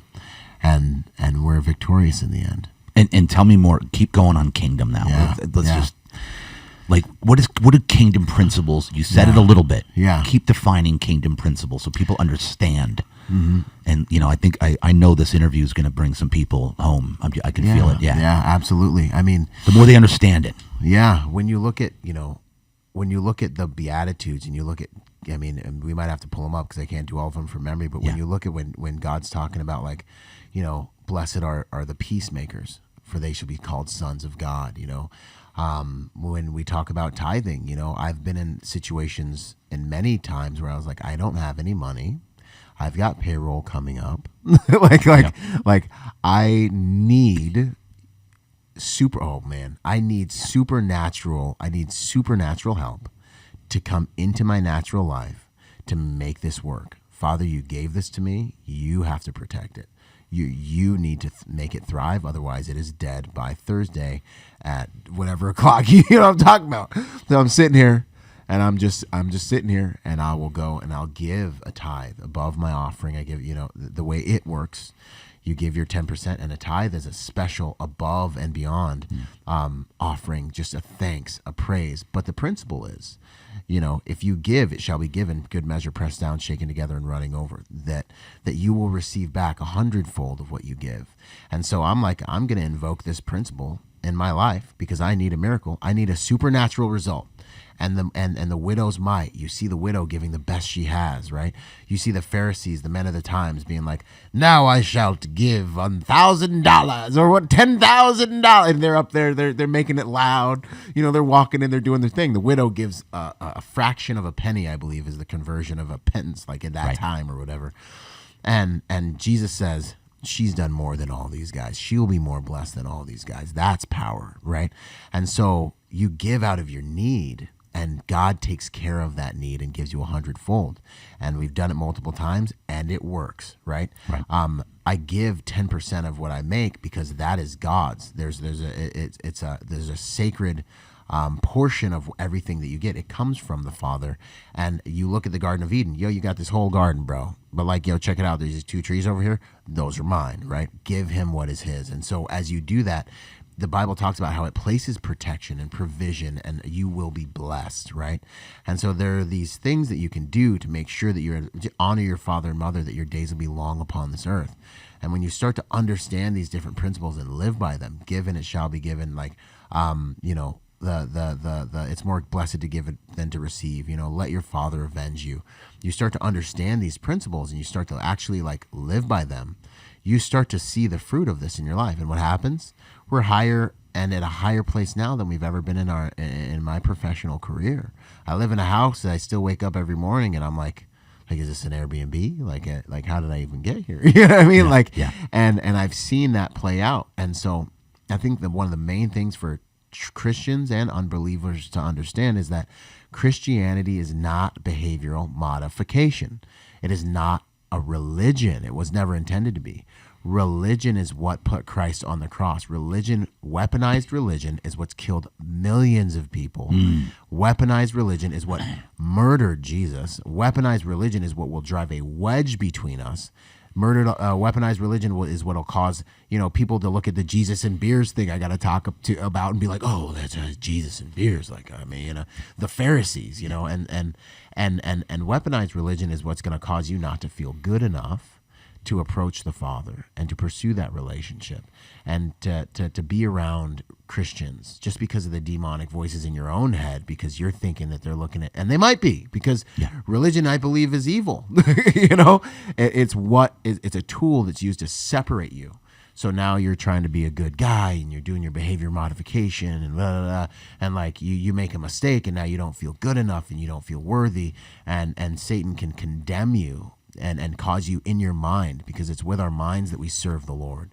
People think a lot of different things, but like, you don't even need Lucifer, bro. Like, your mind is really the real battlefield. That's why there's so much effort aimed at controlling and impacting and cultivating your mind. But we have to renew our minds, and that's kind of the whole entire game. It gets into a kind of another rabbit hole of like what we are, and our mind, will, and emotions being our soul, which is what we're trying to save. So understanding how to move through this world based on those kingdom principles makes all the difference. And when the kingdom has been preached to the world, not necessarily, John 3:16, the Bible says when the kingdom has reached the whole world, that's when the end will come, and that's when Christ will come back. It's pretty interesting.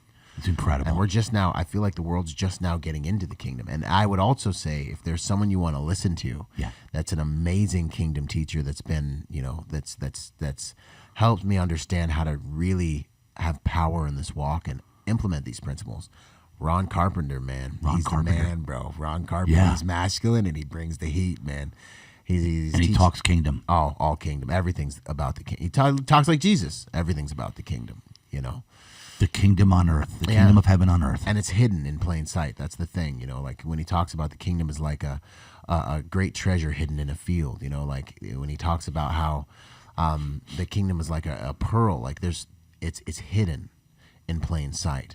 And so many times, in order to win and persevere and triumph, what you need to do is hidden in plain sight. When your wife upsets you and she's doing whatever she's doing, and you're like in the bathroom, like trying to like, all you're trying to do is like not lose your cool. You know what I mean? Like, what you should probably do based on a kingdom principle is hidden in plain sight. Like, maybe you walk back in there and you try to restore.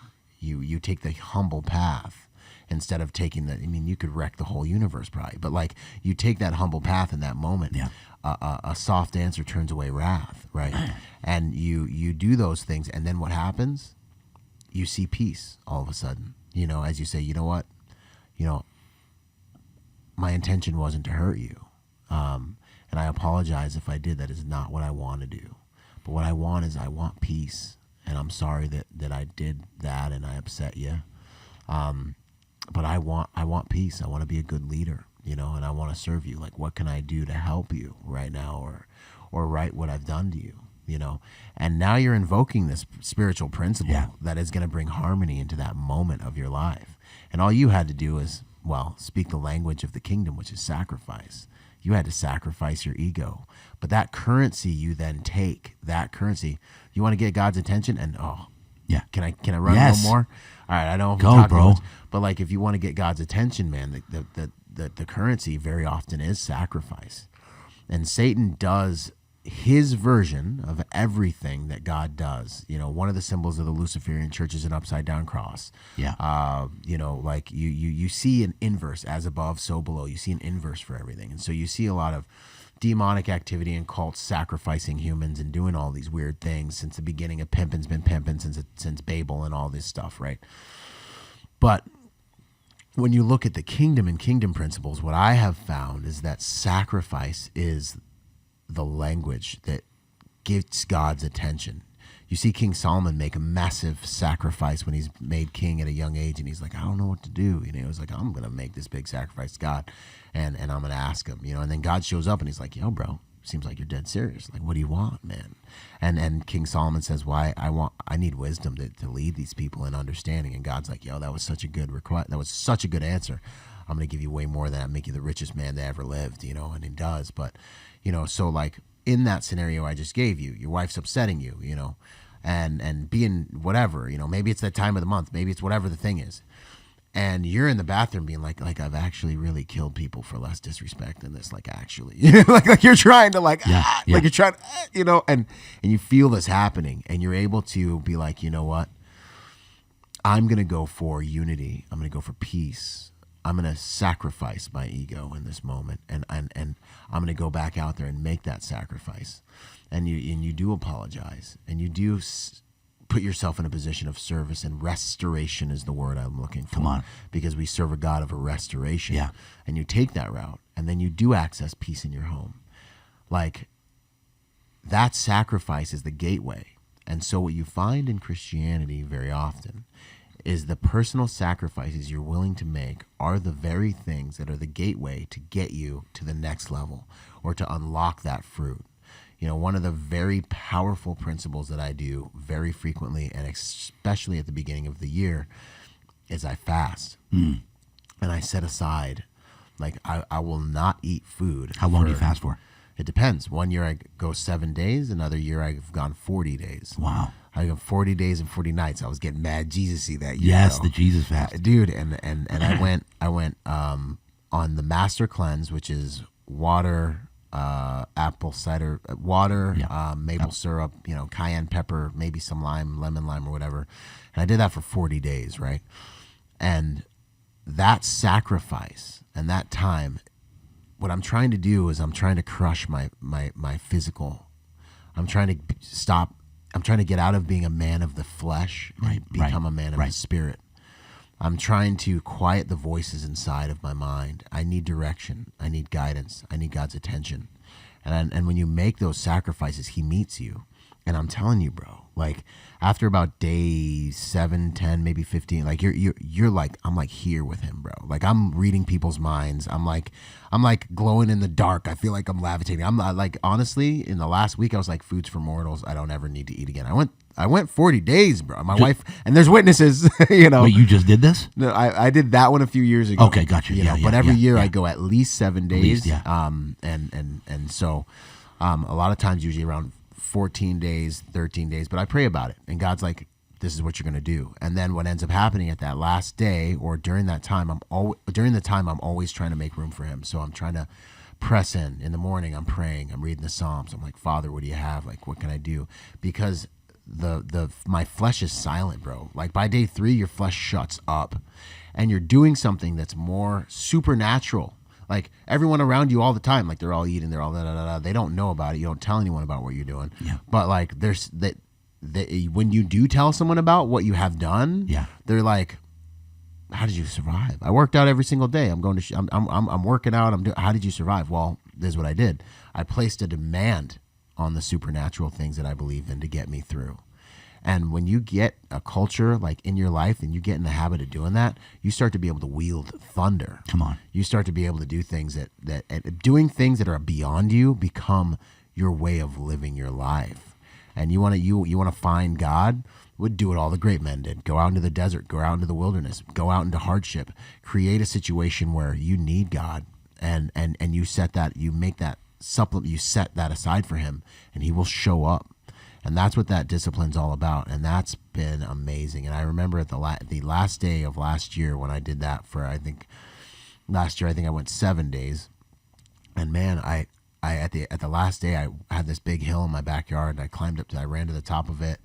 And it's like 5 a.m. and it's raining and it's dark and it's like storming and I'm sitting up there and I go to my knees and I don't think this is a weak thing. Like I ain't like these other like cry dudes. Like I'm up there and I'm just like, I'm like, Father, like this is a warrior meeting with the King of Kings. Okay. And like, like I think we're misrepresented in Christianity sometimes, but anyway, so I'm sitting there, but I'm humble, I'm there. And I remember being like, what's the way forward? Like, what do I do? Like, what can I sacrifice to, like, what can I do? And he told me what to do, which I still do. So I don't know if I'm comfortable. I don't like to tell people. Yeah.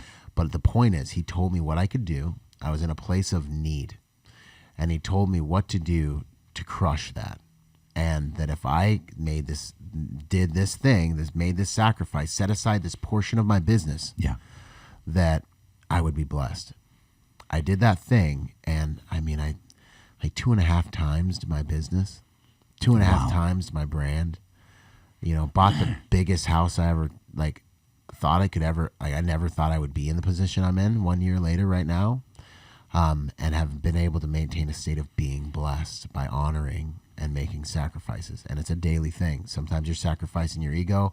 Sometimes you're sacrificing. That's what I want to get at is give me sacrifices. Yeah. Sometimes you're sacrificing your ego. Sometimes you're sacrificing relationships and people, you know. But when you live a life where you're looking at everything like, what's the higher path? What would my Heavenly Father want me to do? You know, like sometimes you're sacrificing, you know, in the situation, you're going to know what to do if you're with the Father, you know, and I've had to make huge sacrifices. Sometimes it's, you get given an opportunity that's worth millions, but it goes against who you're supposed to be in the world. Right. And you have to remember who your source is. And you got to make sure you leave prom with, because when you're favored by God, you're favored by the devil, like Mike Tyson says, man. Yeah. And you got to remember who you came to the prom with, who got you there, you know. And in my world where I'm serving millionaires and billionaires all the time, and I'm an island boy, you know, like I'm a kingdom kid, but I'm an island boy, and you got to remember who your source is, you know, and you're going to be tempted, you know. And one of the biggest struggle men go through is like, sometimes you're sitting there and you're like, well, geez, man, I'm going to live all straight edge, and like, I can't like, you know, like I can't like slam these chicks and like do like for me, like I was like, yo, Father, like, I mean, I could do a little of this and that and I'd be all right? Like, you know what I mean? And I could, you know, like I could still like drop some Molly and still like have fun with the boys. You know what I mean? Like I'm not really doing anything bad to anybody. And you know, he brought me to a place where he was like, you got to figure out what you want. Like, what do you want? You know, what do you, and he's been so faithful with me to show me paths. So I can see in the future, like where that path is going. And that's just been a gift that he's given me. And I can see like, okay, dude, like you'll be kind of cool, dude, maybe a little successful, you know, like kind of jacked, kind of tan, kind of funny, you know, and then you just die. Yeah, that's it. Yeah. And you were just like Byron. Everyone just loves you. Like you were cool, like big freaking deal, bro.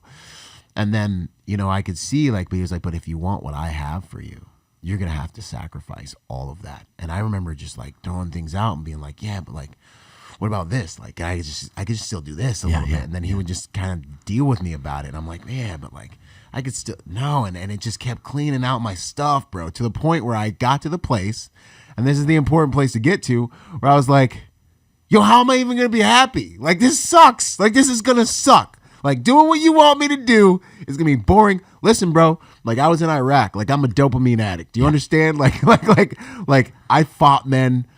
I got blown up 5 times. Like, I need excitement. Like, we need to be okay. And then I got to the place where I was like, okay, well, guess what then? I was like, you be God.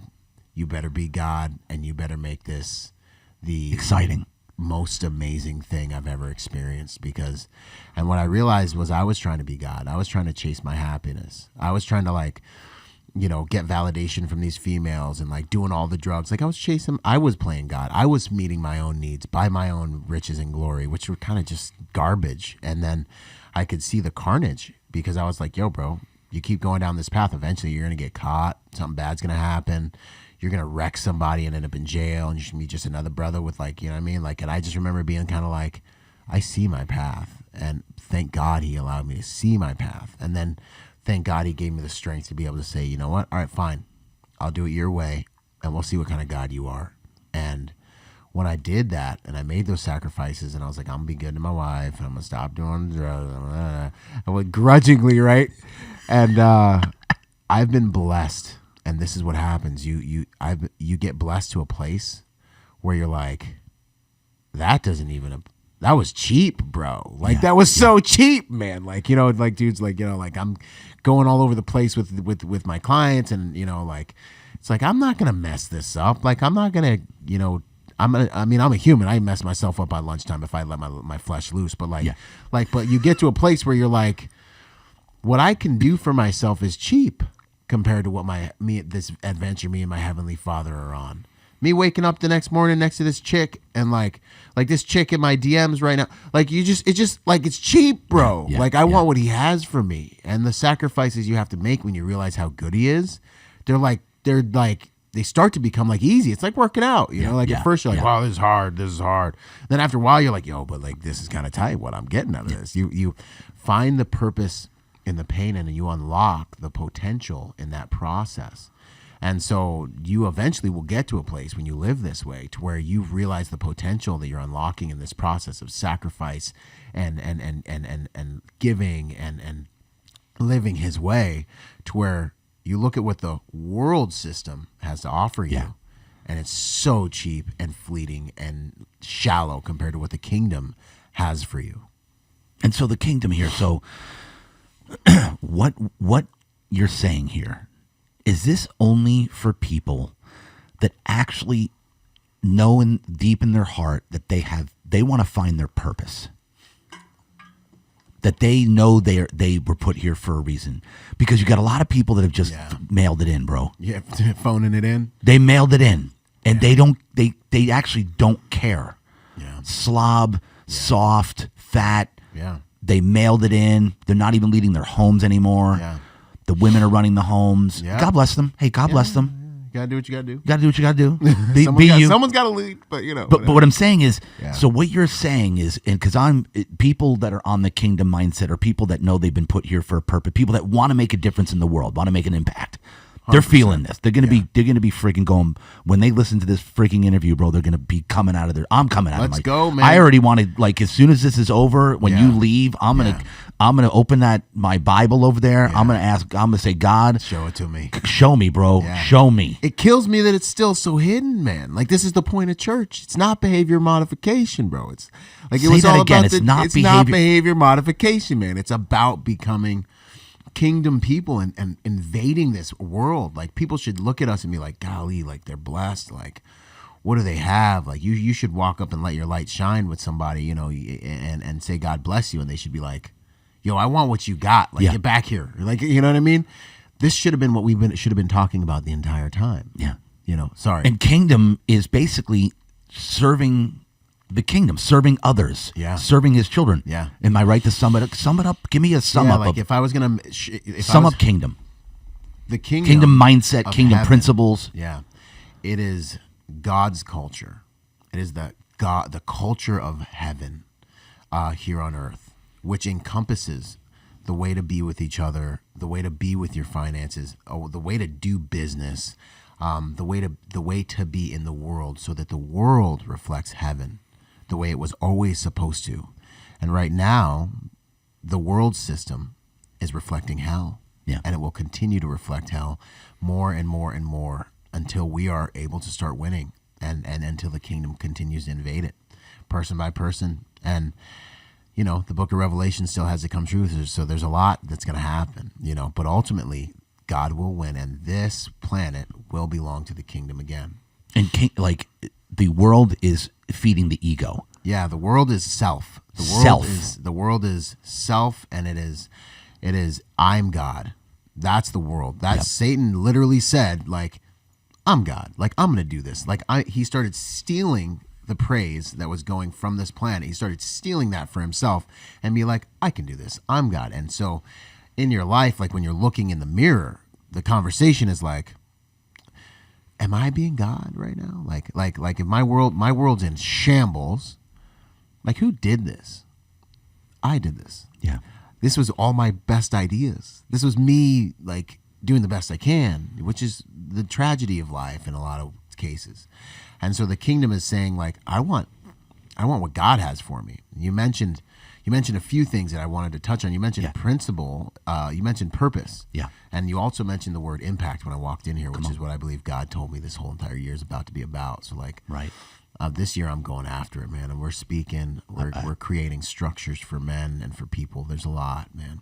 But, you know, like, impact, man. That's where it's at this year. Todd Durkin, shout out. He wears impact, Yeah. and he has an acronym for it. I don't even remember the acronym. Yeah, we'll have to look it up.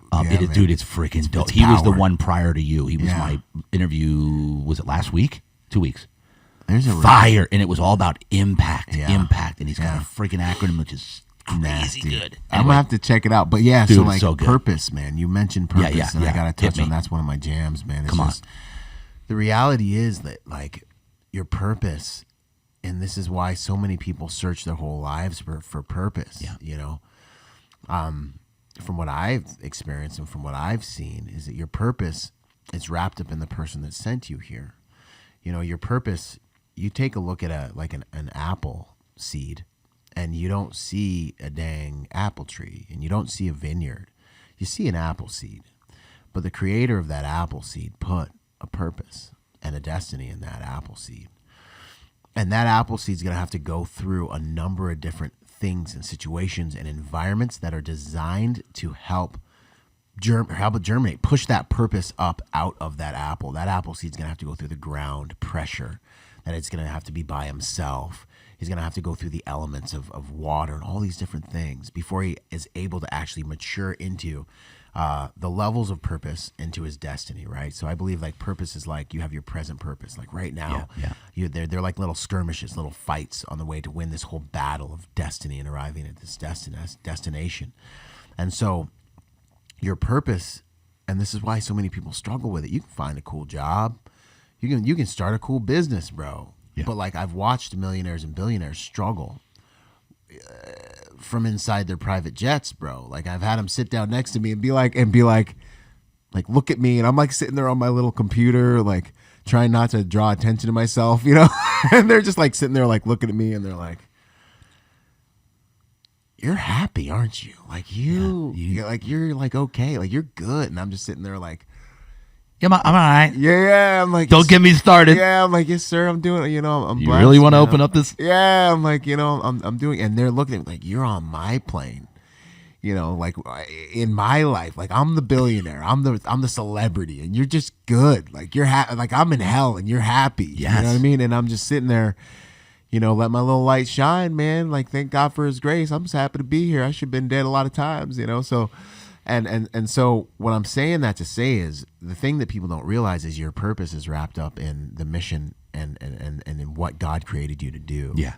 And until you start to live that out and go after that, you're never going to get that fulfillment that comes from living a life of true supernatural purpose. Because the thing about that, bro, is it's bigger than you. Yeah, yeah. So your purpose is one of those things, like your destiny or whatever purpose that's in front of you.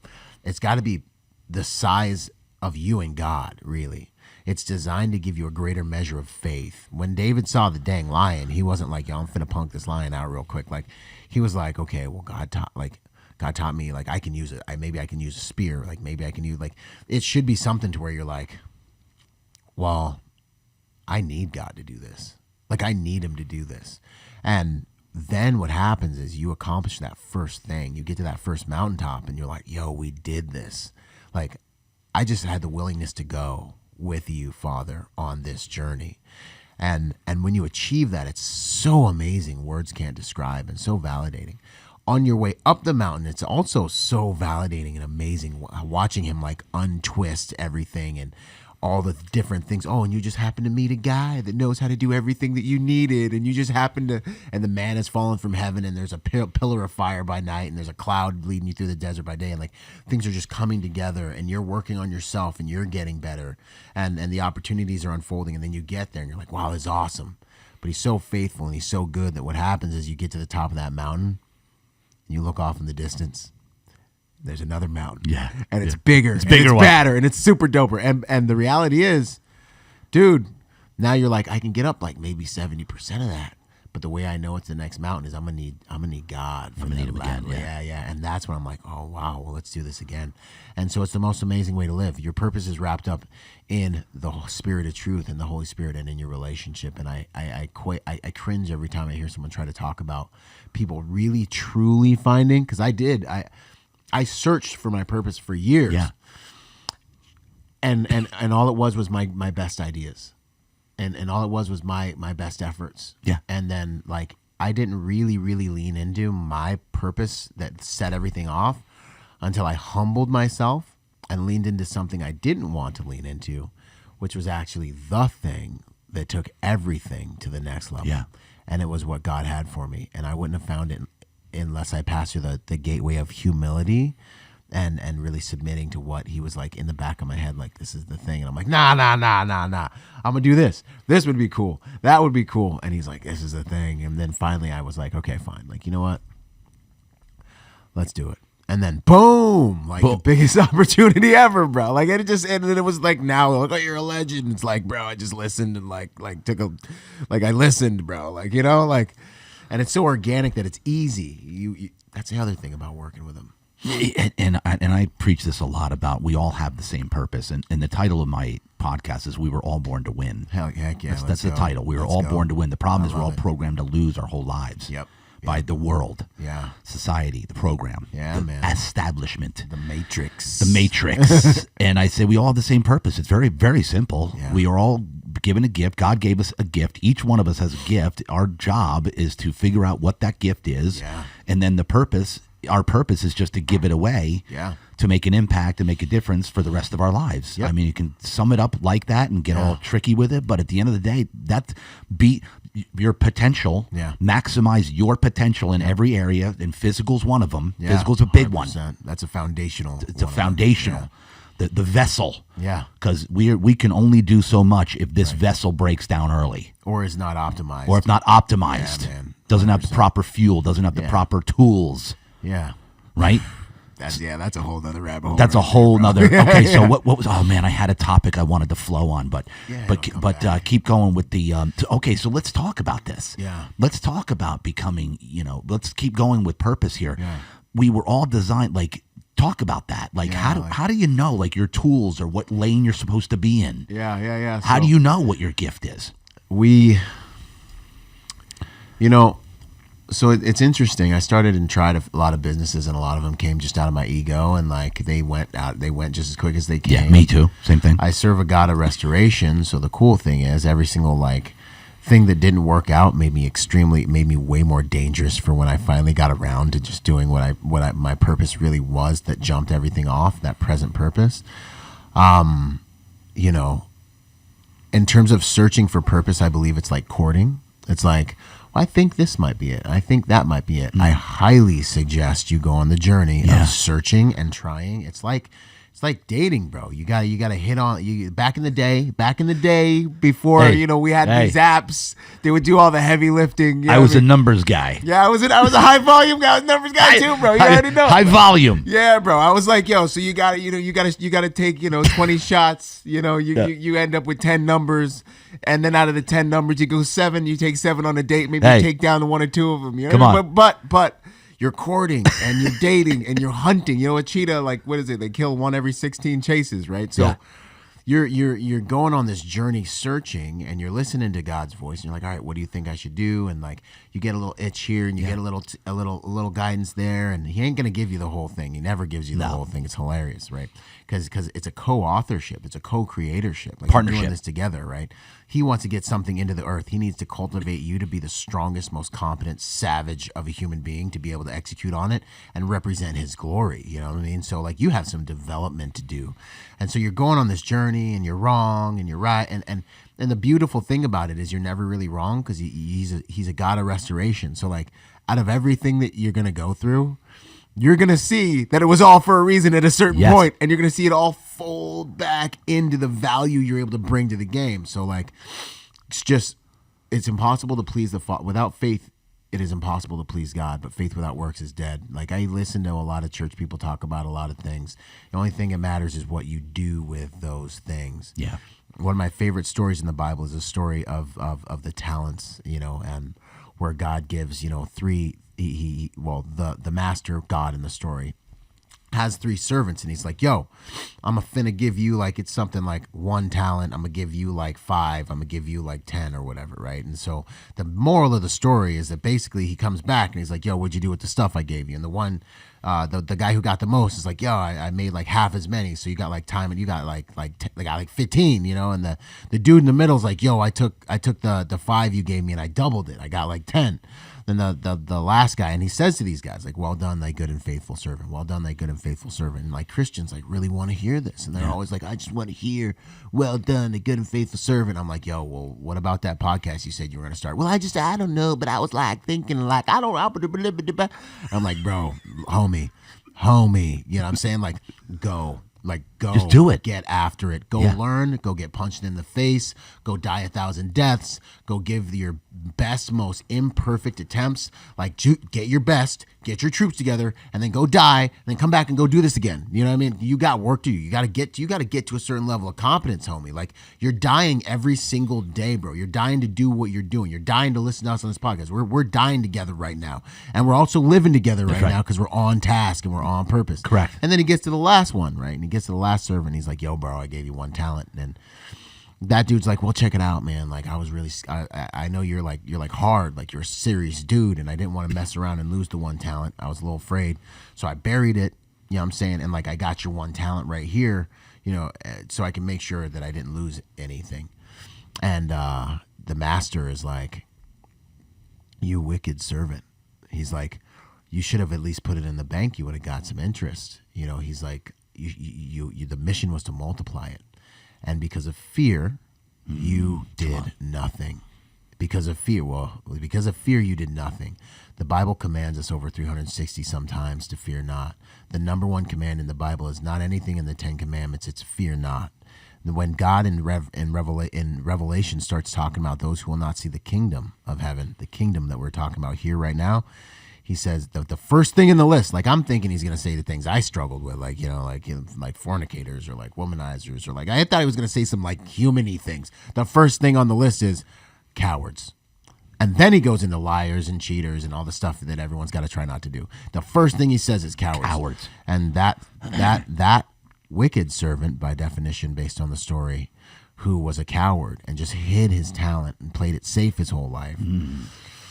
That guy, he calls him wicked, and he throws him out in the street where there was weeping and gnashing of teeth. He throws him to the tormentors where there is weeping and gnashing of teeth. It's an amazing, interesting story that shows like the righteousness, that shows the strength, and it also shows the value of giving what you have and trying to make more. Like, yo, I'm gonna be held accountable for what I was given. All right, Byron, cool. You're like a kind of fit black dude. You're gonna be in decent shape. You know, this is gonna be your situation. You were given some talents, though. Yeah. What are you gonna do with these talents? You're gonna be called to account for those things. And I always hear in church, like, I just want to hear, "Well done, thy good and faithful servant." Well, what are you doing in the marketplace, homie? How are you representing the grace of God and the glory of God in the marketplace? Have you become strong enough to bless someone? Like when you open your mouth, do you have something of value to give someone? What are you doing with what you have? The body is over, 70 trillion cells that are working synergistically to make it so that we can have this conscious experience and walk around and all these things. And what are you doing? You're over here asking God to like give you something, bro? Like this planet, we got trillions of different systems working synergistically while we travel through time and space, and like we're protected in this bubble of love, and all the oxygen and whatever we need is coming from the trees magically, and you're just over here asking God for, you need more, bro? You need a spoonful of sugar to make the medicine go, like, you need more, homie? Like bro, you woke up this morning, you're not like hundreds of thousands of people are dying right now with medical emergencies to like now, and you just need something more. Like, get to freaking work, bro. Get to freaking work. You know, like go make it hurt, bro. You know what I mean? So I sit here and I'm like, you're gonna be called an account, and it's the easiest world we've ever lived in. It's the age of information. It is. You want to know how to do something? You pull out this little phone and you literally step by step go kill the game, man. So this is kind of that's what people, you're gonna be held to account. And so what I'm saying is, stop waiting for it to be perfect. That's the spirit of fear, pretending to be something else. Figure out what you like. Figure out what you want. Figure out what's in your heart. It's in there. You have to find it. You have to get to know yourself. Figure out, pick, and start taking shots. All right, cool. I really like this. I am going to, this month, listen to 10 audiobooks on that topic. I'm going to listen to every podcast on that topic. I'm going to figure out how to do that, and I'm going to figure out how to be the best while everyone's sitting there listening to Bieber or whoever they're listening to, playing Angry Birds on their phones. You know what I'm saying? Like I'm going to become a juggernaut at this. And then, maybe in a year you learn, like, actually, I hate this. And actually it wasn't, this was a mistake. You think it's a mistake because you're in one place in time and space. We serve a God who's the Alpha and the Omega. He literally says, like, I start from the end. Like I start from the end and work my way to the beginning. He knew you before the foundation of the world, the Bible says. He knew who you were before the world was created, and you were sent here, bro. And you're sitting there playing Call of Duty Modern Warfare, which I'm actually in that video game, but still, like, the point is. No, that's you? Yeah, man, I'm in there. I knew that you looked familiar. Yeah, man. So, like, but the point is, you know, like, and you're sitting here, like, bickering about little things, you know, like, you need to be about your Father's business. And when you start to go after what you think it is, on the way, when you see God bless, when you see God bless anyone in the Bible, or you see Jesus roll up even and he's healing people, he's like, extend your hand. He's like, bring me what loaves and fishes you have. He's like, give me what you have, and I will multiply it, and I will perfect it. If you have the faith to give it, to sacrifice it, to move it.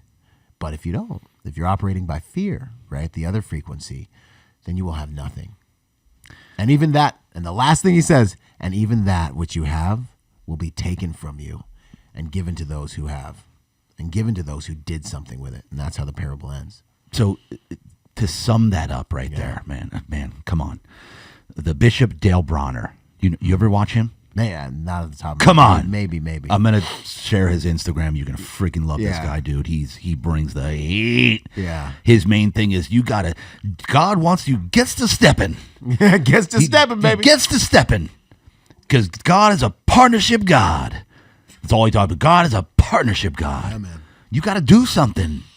Yeah. You have can't to give him something to work with. Man. Yeah, don't get the message twisted here, folks, that you can just sit back and say, please, God, do something for me. That's not how it works. He doesn't respect it. No. You have no sacrifice. No sacrifice. You're just like I'm your dad, like I'm your rich dad. Like when you're gonna like I'm your therapist, rich dad guy. Like you're just gonna be like, hey, can I please have? It's like, how about this? How about I give you my best and make it better?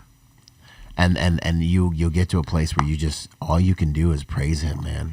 Like sometimes I don't even want to ask for stuff. I got needs, but I don't even want to ask. I don't want to ask either. Yeah, like I just am like, I know you got it, man. Like people are like, you need just to say like, I trust you. Yeah, like cats are like I don't ask for anything. I don't. People are like ask. I'm like I don't want to ask. I feel like I need this and I don't want to. Yeah, I feel like I'm a blessed, baby, man. Like I'm blessed. I'm gonna do my best, and I just want you to know how much I love you, and I'm gonna try to live like that, man. Yeah, I'm like God. I'm going through hell right now. I ain't asking for nothing. Yeah, because I trust you. Yeah. I just trust that you know the steps and that this is your plan. Mm-hmm. I'm going to go through this hell because I know it's your plan. Yeah. And I'm going to keep the right heart posture while I walk through hell. That's while huge. we walk through it. Yeah. Keep serving. Yeah. Wholeheartedly. Eyes on you, man. Serve.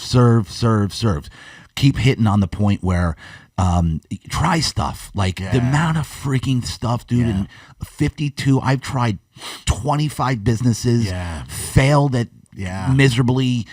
I just try and keep another one. Try this one. Yeah, no, that's important because it's so practical, right? Like the guy sitting on his couch right now listening to us, like, wow, this is cool. And he's like, but like, what do I do? And like, this is like a real thing. Yes. This is what my book, Finding Meaning After the Military, like this is how it, like the thing happened is like, you're just sitting there and you're like, it's empty. Like, what do I have to give? Like, where do I start? Yeah. What do I even do? Right. You know, and honestly, like, that's where everyone started, bro. That's where everyone started. And you sit there, and what I did was I just was like, well, I really want to. So I looked at my passion, and I had guys in my platoon that I love, man, that we fought together, man. And I started to realize that, like, they just didn't have the same, like, drive, man. And I was hyper aware. Like, I was hyper aware that, like, hey, bro, life's happening right now. Check it out. Life's happening right now. And in, like, 10 minutes, like, if we don't figure out some awesome stuff, like we're just gonna be some dead kind of cool guys. It's not gonna matter. Never gonna be able to do anything great for my kids and my wife that I don't have yet, that I might never be able to afford because it'd be irresponsible for me to marry a chick while I'm so freaking broke. So, like, I remember being like, bro, we gotta figure stuff out. Like, who are we? Like, are we not warriors? Are we not men? Are we not like? No, I refuse. And this, mind you, like, I got blessed. I got, by the grace of God, this was the second time I heard God's voice. Yeah, that got me into the bodyguarding industry, executive protection. You know, he told me what to do. And so I'm making good, like I'm doing the best to everybody. Yeah, you know, I'm making six figures at 21 years old, traveling the world, hitting 40, 50, 60 countries a year. And I remember sitting there and they're like, just no drive, like no hunger, no desire, no fight. And I remember being like, this is the greatest riddle of like the world. Napoleon Hill's like, nothing will explain the indifference man has towards himself, basically. And I remember just being like, well, oh, by the way, we got 22 veterans committing suicide every single day, and my guys are killing themselves.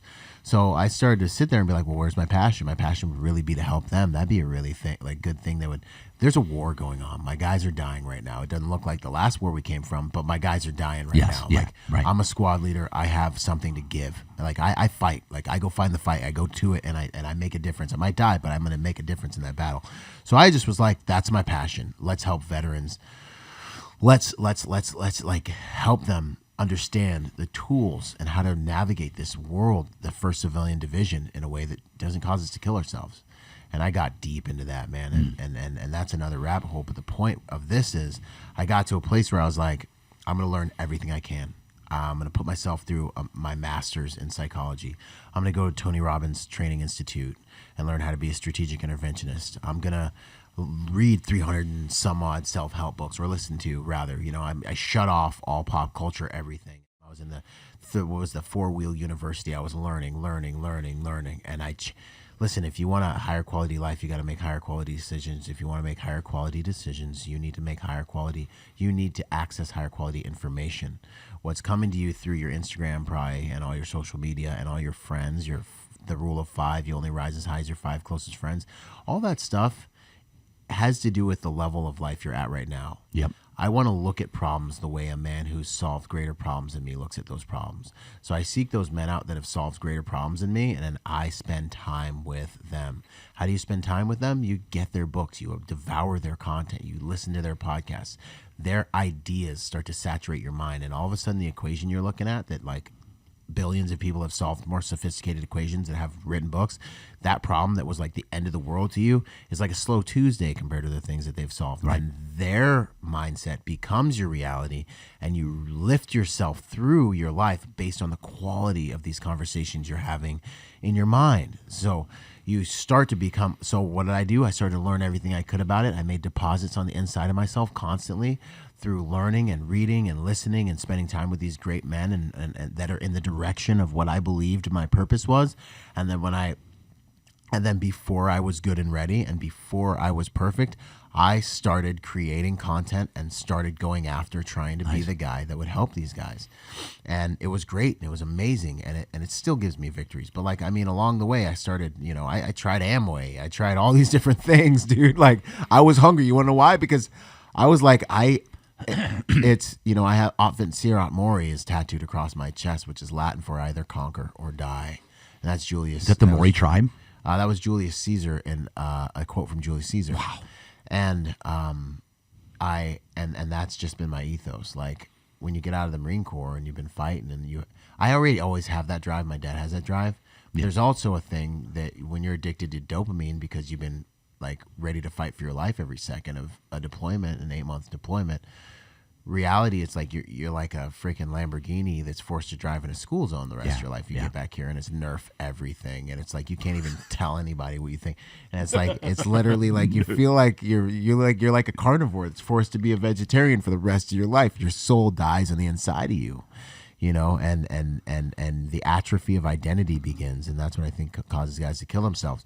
But I had to find my new fight. Yeah, I had to find my new what's going to bring me to life, and the searching for that new battle, something that I can give my life and throw myself into that'll resist me, that I can learn about myself and become that purpose, which by the way matured into making the world a safer place by helping good people to become more dangerous. Yeah. Matured into that. It started off as like, well, I just want to be able to like bless people. Like it started off as I want to have something to give. Yeah. Like I want to have, when I open my mouth, I want to have something of value to say. Now when people are like, thank you so much, like for your podcast or for your video or whatever, they're like, thank you so much. And I give, bro. Like I always, half the time I respond to them and I say, I'm just honored to have something to give, like something to contribute. And it's turned into a monster. I have one of the most aggressive paces of published content in the game.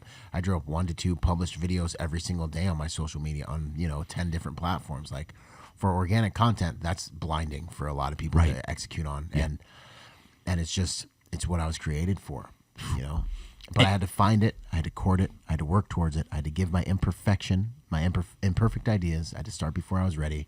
And then I had to let things die until I finally, real quick, and the way I found it is I started all these different other little businesses and did all these little good idea things. Yeah.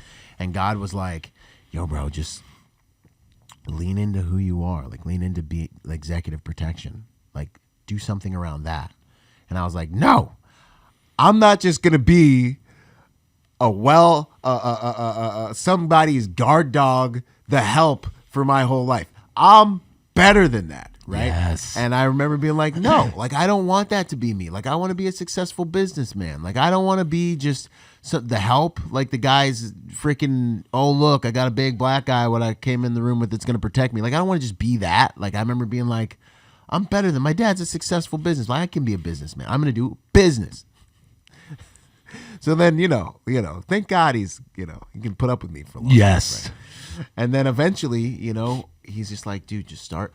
I feel the Holy Spirit's like, start a podcast in the executive protection industry, like, just do it. And then I'm like,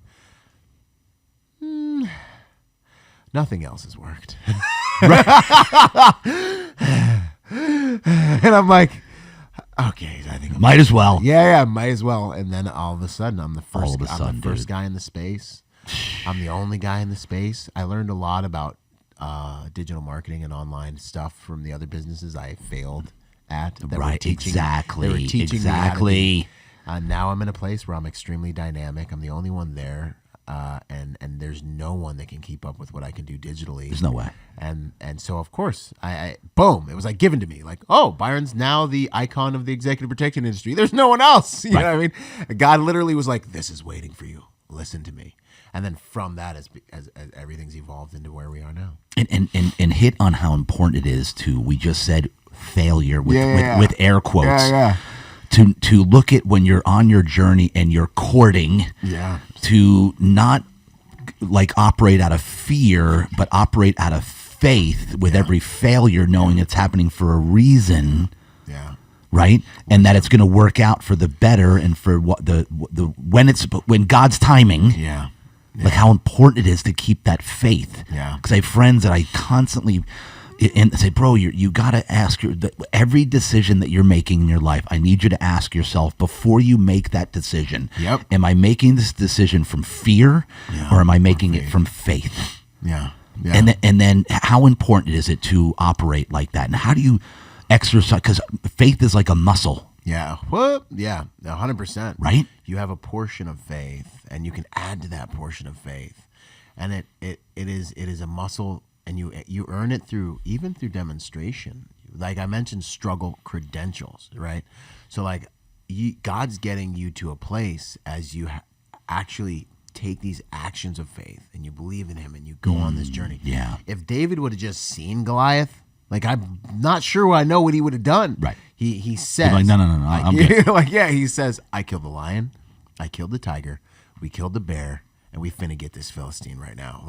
And so there's a process of maturation and development. And so you get a bigger measure of faith as you have these wins. Even confidence. Confidence comes from experience. Yeah.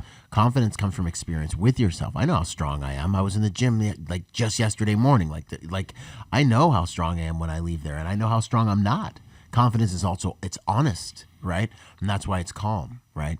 Ego is inaccurate confidence. Ego is a protection strategy to cover up really what is vulnerable, and not ego, but like arrogance. Right. And so you sit there and you're like, you have to build this muscle so that when you are created to take down like something that is just, you can't even imagine where God can take you. Yeah. You can't even imagine it because you have to have these small wins. And the thing about the small wins is, like, even in the gym, we're pushing to failure, man. Yeah. Like in life, every one of those failures, which are just really an organic part of the process designed to help you transcend where and who you are right now, to help you gain thick skin, to help you understand what not to do. I'm more afraid when I win than I am when I lose.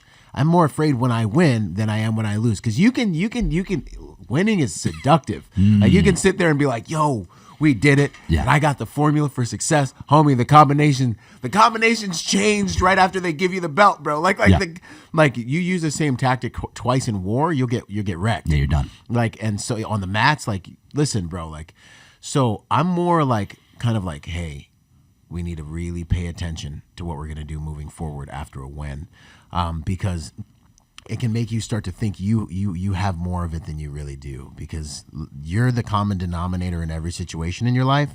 But you know, they talk about when proper planning meets opportunity, it's good luck. I think it's blessed. I think it's providence is what I think it is. And you got to remember, like, all you did was proper planning, and it just happened to land in your lap, like, and then you could crack it. But so, you know, it's a co-authorship, and so wins can be seductive, but failure is literally the medicine. I've learned far more from pain than I've ever learned from pleasure. And the thing that kills us in failure, for me, it's sometimes you win, sometimes you learn. And I know I serve a good God. Yeah. And so when I get crushed or when I take a blow, I know, like, okay, Father, I'm going to need this lesson. Like, I just had something get wrecked in my life, and now I'm looking at it and I'm like, dude, this is because he's going to give me something more that is bigger and is more important, and I can't mess that up. I needed this. Like, I needed this more than I needed the spoonful of sugar to make the medicine go. Like, I needed this. And so when I get to where I'm going, I'm going to be really hard to destroy. Like, I'm going to be really hard. It's going to be a problem. Yeah, I mean, like, and so you start to realize faithful are the wounds of a friend, and like how good of a father that is, you know, that he can look at you and say, hey, bro, like, I know you put your heart and soul in this. I know that you did your best, but it ain't good enough. Yeah. Thank you. Like, how else do we go higher? What if he just said, good job, here's your participation Right. trophy? Yeah. Yeah, I mean, like, come on. And failure's part of it. Totally. It's love. It's and one more thing I'd say on that is, one of the other things that I talk about a lot is when you start to really realize this, you go through life and you start to realize it's all love, man. And like the trauma you went through when you were a kid, like, it's all love. Like, I wield that stuff. Like, I wield the fact that, you know, I had to struggle with like dyslexia and learning disabilities and one parent home, and had to go to a group home, and got blown up in Iraq 5 times and got brain damage, and like had to spend all these nights by myself, and like the reality is, man, like, how much strength that's given me, like what I can go through now on this mission. Like we're at times in this mission, bro, like my crew is looking at me like how are you not like dying right now? And I'm just breaking solid, down, bro, because God is good, and I know that. I know that no matter what happens, it's love. I know that everything I went through was love preparing me for this moment.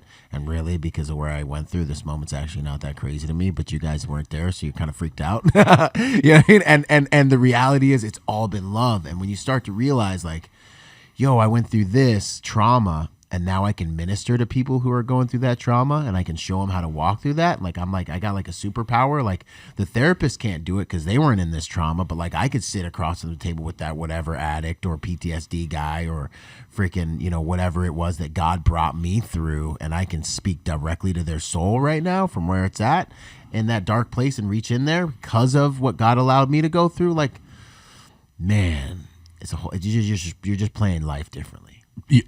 And God's always making us. Yeah.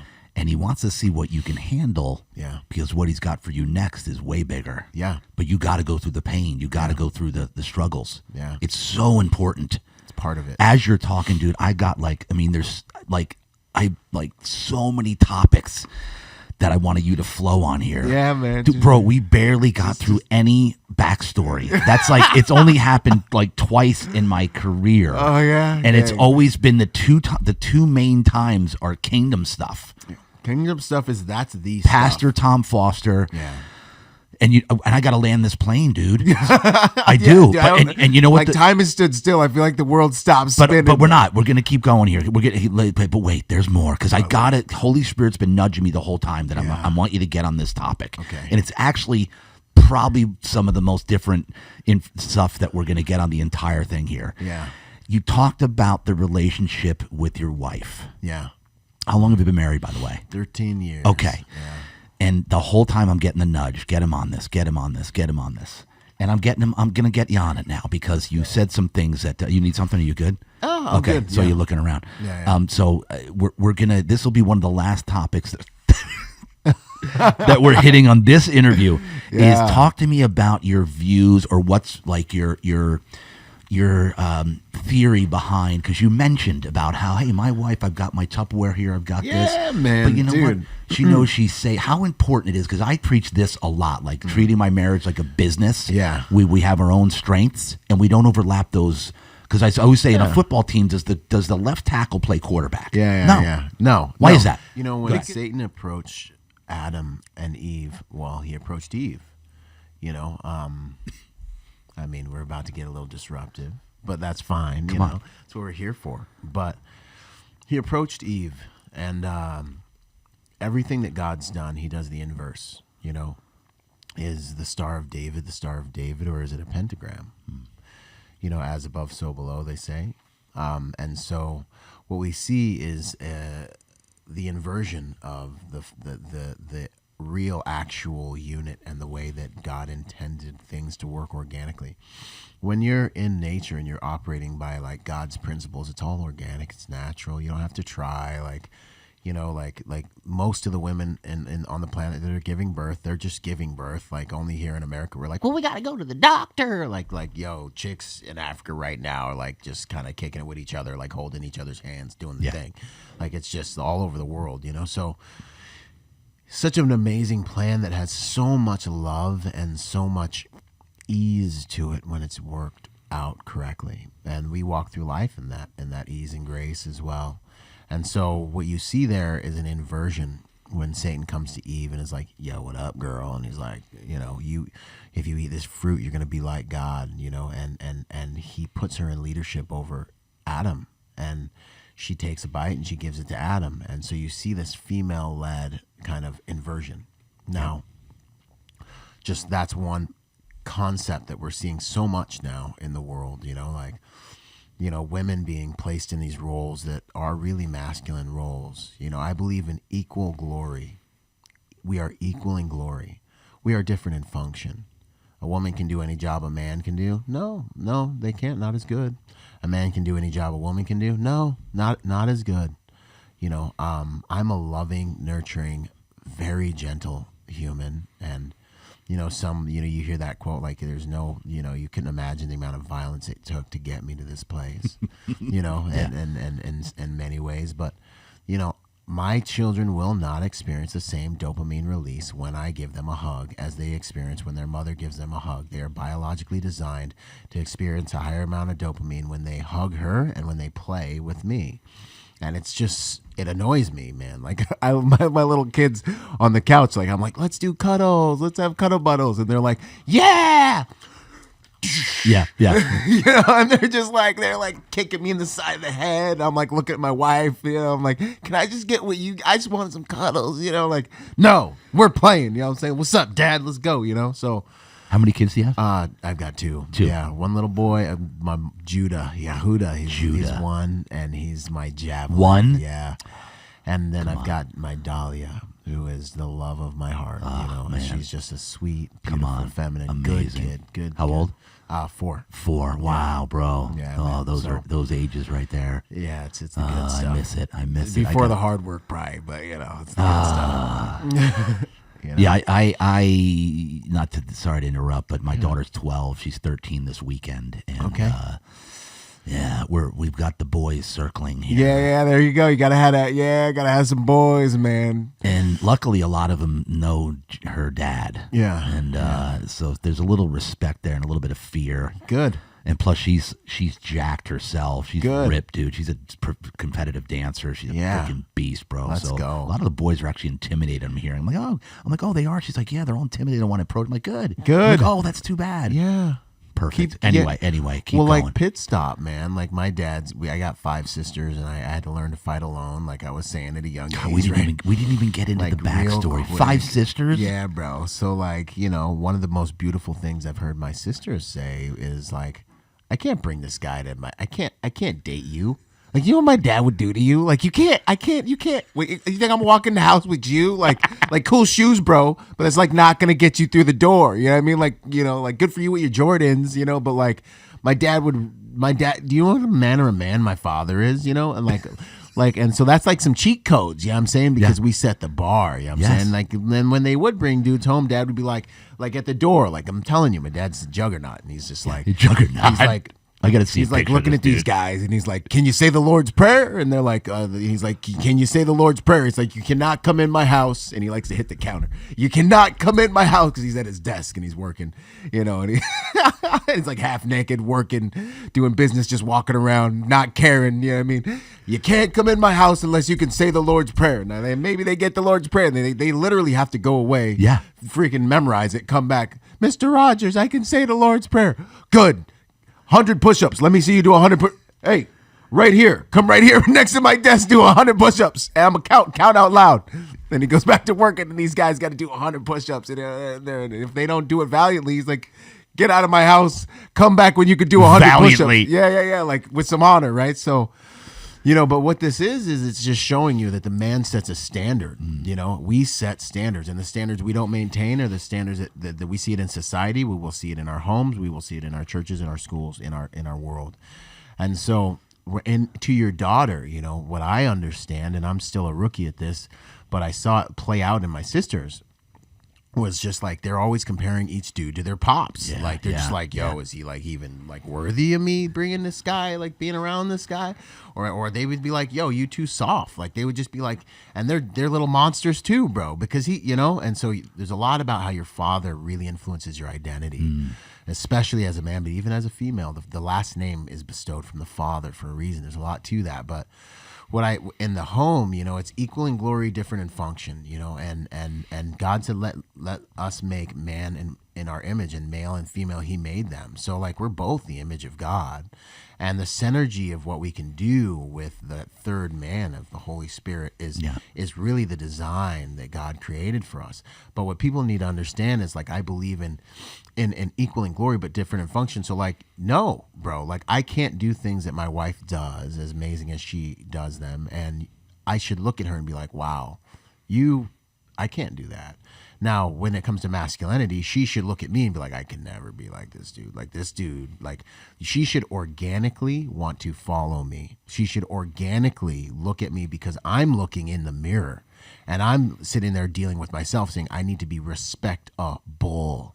And I need to be respectful and loving, but I need, like, people, it just should be a thing. Like, they should look at us and be like, "Gosh, man, like, that's a dude I'd follow. That's a dude I'd bet on. I would bet my life on. Like, that's a dude I would join forces with and can listen to. He has himself under submission to to God." You know what I mean? And so God, in the Bible, it says, man was created for God. Woman was created for man. Woman was a helpmate given to man, right? God saw Adam in the Garden of Eden, and he was like, "Yo, it's not good that this dude's by himself. Like, let me give him a helper."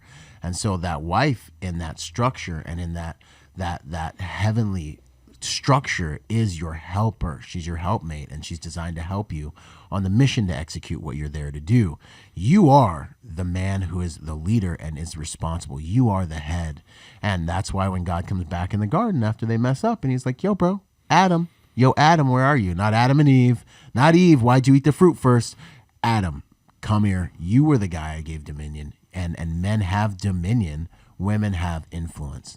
And both of these things, it's like fire and water, right? Like, everyone sees fire and they're like, "I want fire superpowers." Like, that's really flashy and cool and stuff. And like, they're doing all these like woman action hero movies, like women are like could be action heroes. And I'm like, like that's a masculine role. We're designed to fight and die for you. Like, we're designed to give our lives every single day to create a reality and a world and a safe place of provision and protection for you. And that is my mission. And her mission is to help me and keep me optimized, fed, watered, taken care of. I should be able to look behind me and know that the values that I want to represent in the world are being executed at home when I am or am not there. I should know that our children are being raised in the way that they should go when I am and am not there. That is her responsibility to tend that garden. I take territory. She multiplies the territory. What verse is that? The Proverbs, whatever woman. Just look up the Proverbs woman when you get some time. Yeah. It literally tells you Proverbs 3-1. Proverbs 31 woman. Yeah. But it tells you like what a virtuous woman really is and the different values that make a woman absolutely priceless. And the Bible shows you, as you look at the way God uses men, what men are to do in the world. And so in the family and in the home, my wife knows I am ultimately, the buck stops with me. I am ultimately responsible. If there's a mistake made, if there is a lion outside, if there is somewhere we need to go in business and success, this is my mission and this is what I'm focused on doing. And she is making sure that everything behind me that I hand her is multiplied and prospers and is managed correctly. A man, they talk about this all the time. Women give life to the world. Like, no, women are not the life givers. Men are the life givers. We have the seed. We give the seed to the women. And what do? They multiply it, they nurture it, and they give birth, and they're the portal through which it comes. Both of these things are just as important. They're extremely important. But everything starts with the man and what he will and won't stand for, and what he will and won't allow, and what he will. And so God makes men and creates men to get his values into this world and usher in the kingdom. So in my home, bro, my wife's keeping me fed and watered. I'm showing up to my psychology classes with like 3-course meals, and it's to her honor. So honor, right? So like, it's to my honor how good my wife lives. It's to my honor how secure she feels. It's to my honor her mental, emotional, spiritual development, because I'm supposed to lead her in all these different ways, even physically in her physical development. And how do I lead her in those ways? I'm leading myself constantly. Yeah. I can only bestow as much as I have. I can only help her mentally and emotionally and physically and spiritually to the level of mastery that I possess. And financially for my children, like, what am I showcasing for them, and what am I able to do in this world and give them? And so I have to deal with myself all the time to make sure I'm leading in these departments. And the funny thing is, the bride of Christ is the church. You're actually God's homegirl. Like he's here to save you. And what I've learned that is extremely powerful, he's here to save you and deliver you and protect you and provide for you the same way you do for your wife. And it's so interesting when you really start to like live it out. I realize that the way and I'm an elitist. Like I'm not necessarily a perfectionist, but I'm a monster. Like I'm like, let's go get it. Like, okay, we're like we can die today. Like if it's good enough, if it's what I'm here for, like, let's go. Like, and I'm getting after it. I go to bed at 11. I wake up at 4 a.m. and I lean into life as if it is a war, because that's when I got blown up in Iraq. And I remember praying to God for another chance to come back. I said, I may never be everything that you've called me to be, Father, but you know what? And I said this, I'm going to go ham. I will go so hard in the pain if you let me go back. I promise you, I may never be what you called me to be, all of it, but I'm going to give my best. And he gave me another chance. And so I lean into life as if it is a war. I went hard for Uncle Sam, and I go even harder at this life for God. And so, like, I'm that kind of person. And so I kind of really only connect with other eagles, like other people that are at this kind of place psychologically, mentally.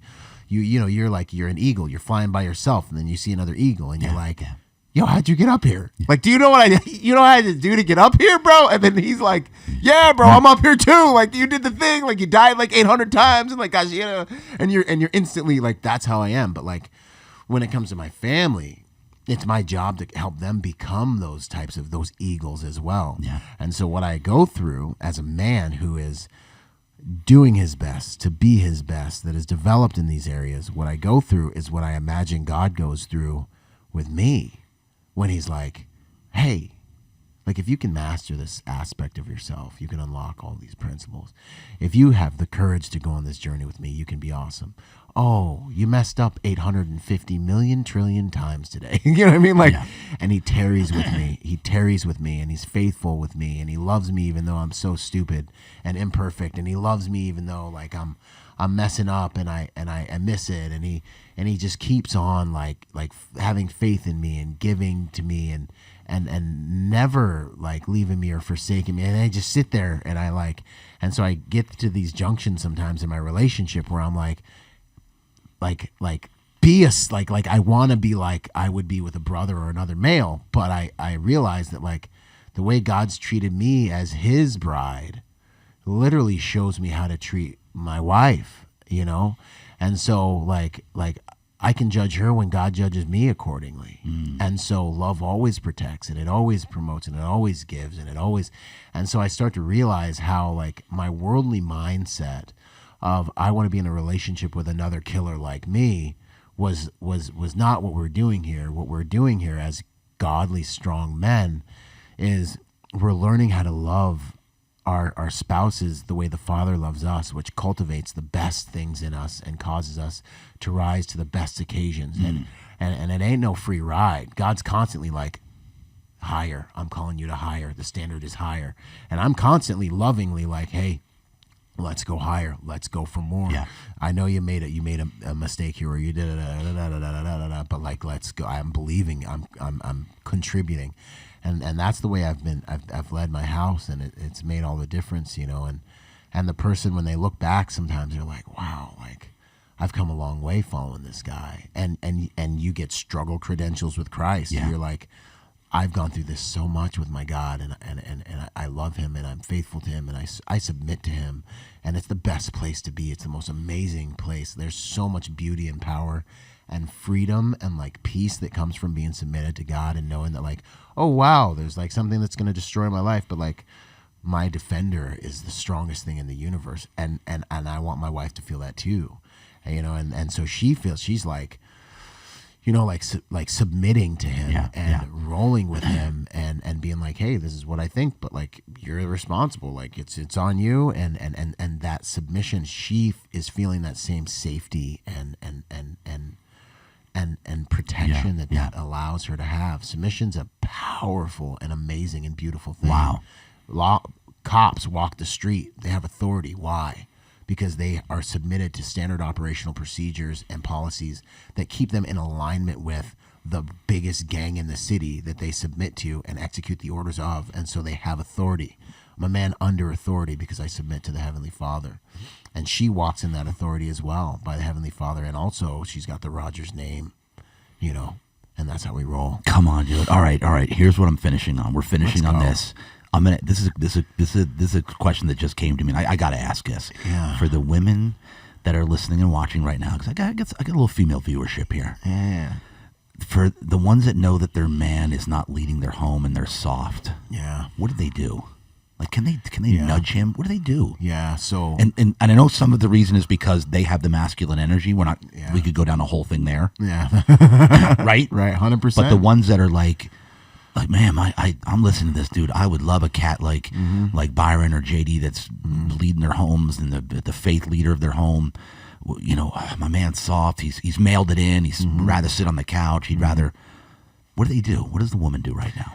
Yeah, I mean, so every once in a while, I hit a little spot in my relationship where I'm like, you know, because the world's always telling me to like, you know, like how to be. Yeah. The world's always telling me like how I should, you know, how you should treat your wife, and like, and then, you know, and so sometimes I just like want to check myself, you know, like, am I crazy? And I went through a lot of Christian counseling, marriage counseling, and I learned that just because someone's a pastor doesn't mean they're a good counselor. Right. Like, and I have a master's in psychology for counseling. So like, you know, counseling and marriage advice and pastoring, like these are different skill sets. I might be, you know, a Navy SEAL doesn't mean he's a good firearms instructor. Instructing is a different skill set. Doesn't mean he's a good businessman. These are different skill sets. So what I'll do sometimes is I'll Google Bible verses on being a husband, or Bible verses on being a wife, or Bible verses on marriage, and I'll read, and the internet will just kick you a list of 100 Bible verses every time, you know, marriage or husband is mentioned. And so I'll just read 100. I'll actually have my computer read me 100 verses, and I'll sit there, and it'll take me like 10-15 minutes. Not that hard, and it will repaint the picture for me of the roles and how things work. And there's a whole lot in there that talks about how wives are to be with their husbands, and how they are to minister to their husbands, and how they're to influence them. And what I always see is, win your husband over with your godly character. Submit to him, serve him, but win him over with submission and serve him in the way you would serve the Lord. And what I found, especially when me and my wife clash, like my wife's, you know, she's considered an alpha female, but I'm very much an alpha male, and there's like, and I'm actually quite feminine in a lot of ways, but like my trauma is like 5 sisters, really strong black women that are all feminists. Like, bro, I ain't surrendering or submitting to nobody. I'll fight you right now. I'll die right here. You know what I mean? Like, so I'm not one of those happy wife, happy life guys. I personally believe like I will never surrender. I don't negotiate with terrorism. Like, if you ain't happy, that's an inside job you didn't do. That's your business, okay? Yeah. And I'm not submitting to it. Go in the room, make yourself happy, come back out here when you're good and ready, and like, let's go to war. Like, I'm kind of like that, right? Organically, like the Byron version. Like, yeah. But so, you know, for me, what I have found as a strong man, and what I have found inspires men and influences men, is that feminine energy, is that submission. If my wife wants to influence me, she will never do it by being masculine or demanding or oppositional or competing with me. I will always win. I will do whatever it takes to win. Maybe that's my flesh. Maybe that's the humanity of me. But I do also know that I'm hardwired to, if she says, like, she could be like I could say something that upsets her, and she could clap back at me and be like, sister girl, and she's like, and she's you know, she's white and Ecuadorian. She looks like a white girl, but like she's got that Latina thing that reminds you every once in a while. She's got that like thing, and I'm like, but like, so she can be oppositional and challenge me or tell me what she thinks, and then in that case, like, what you honor gives you access. Come on. Honor gives you access. That's Ron Carpenter right there, baby. Dude, our church, that's all we preach. Let's go. Honor opens up. Yeah, man. And so, you know, when she honors me, when she says, you know, like, when she doesn't become disrespectful, when she says something more like, you know, babe, I don't think you meant to hurt my feelings, but like what you said, like, you know, causes me to feel this way. And she's feminine, and she's honoring me. And in that moment, it just makes me ready to do whatever it is she wants. Like, I just don't want it. Ladies, listen, ladies. Like, I'm just like, that's the rotation, is I have dominion. If she respects that dominion and honors that dominion, and comes under that dominion and submits to that, but like lets me know, like, you're not going to hurt someone who's submitted to you. You're not going to do anything bad to somebody who's like, hey, like, you are you, and you know, this is what I think, and this is where my heart is, and that hurt my feelings, or this is what I'm really afraid of. Like, you're gonna make a big decision, and this is what I'm struggling with. Like, that energy for men, like, we're really listening to you. Yes, you are now able to actually influence us. But if you come back with like, well, da da da da da da da da, and like, and you start trying to beat him down. If he's a weak man, he'll let you beat him down. But if he's a man that you weren't there when he gained his masculinity and you can't take it away, guess what? Yeah. Like, you're just about to be upset. Like, you know what I'm saying? Like it's just not going to work. It's going to literally just bounce off him, you know? And in those counseling sessions with some of those church, like pastors' wives, they tried that multiple times, and they're like, well, a real man would da-da-da-da-da. And I was like, you know, you weren't there when I became a real man, and you're not a man, so you can't tell me what a real man would do. I was like, only I know, but I was like, I respect you because of your position in your office. I was like, but you can't speak on masculine issues with me, and because I earned my trash, you know. So, you know, but when they're like, well, you know, this is what I think, and they're respectful and they honor you, then it's like, I will listen to you, and you will have influence. And so when that guy's sitting there on the couch, and you're like, hey, you know, like, I've given you my life. I've chosen to do life with you, and I'm depending on you to be the man that we need, that I need, that my family needs, and we need you to do that. We'll rise as high as you rise as a man, and we're counting on you. You know, I want you to know I love you and I'm with you, you know, but you're all I got. You're my only man, and I'll do everything I can to help you get there, you know, but we got to figure something out. Like, he's going to take that, dude, and he's going to be like, holy guy, he's going to look in the mirror. And I'm going to segue exactly how I want to end this interview right there. Now for the men. Yeah. We need to call to arms. Speak to them right now, the guys that know deep in their heart that they're not leading their family properly. Yeah. Their balls are on the mantle. They're not they're not the faith warrior of their family. They know deep down, like, man, I'm dropping the ball right now. Fire them up right now. Give them a call to action. Yeah, gents. I mean, the reality is, if there's still breath in your lungs, man, and you're that guy, and you don't know who you are, and you haven't, like, they talk about finding yourself, but like you just don't feel like you have gas in the tank. I think that's what it is. A lot of these dudes, like, they haven't survived an ordeal. Like, they have no struggle credentials. They've just been a nice guy, And right now, what you need to realize is that being a nice guy is not enough. We need good men. We need good men that stand for things and that can do things and that bring value. And the path to that is looking yourself in the mirror. The path to that is looking at yourself realistically and giving yourself the highest form of self-love by the grace of God, which is getting real about where you are and where you need to be, and then having the courage. So much of masculinity is about courage, man. Having the courage to be imperfect, having the courage to realize that the master has failed more times than you've ever tried, and you need to become a master. Having the courage to realize that you need to go on a journey, mentally, emotionally, spiritually, physically. You need to go on a journey in all these quadrants to become the best version of yourself, to acquire power so that you can make that power serve all the people that are depending on you, and all the people that God's entrusted you with, all the people that you've acquired, and the people that don't even know they need you.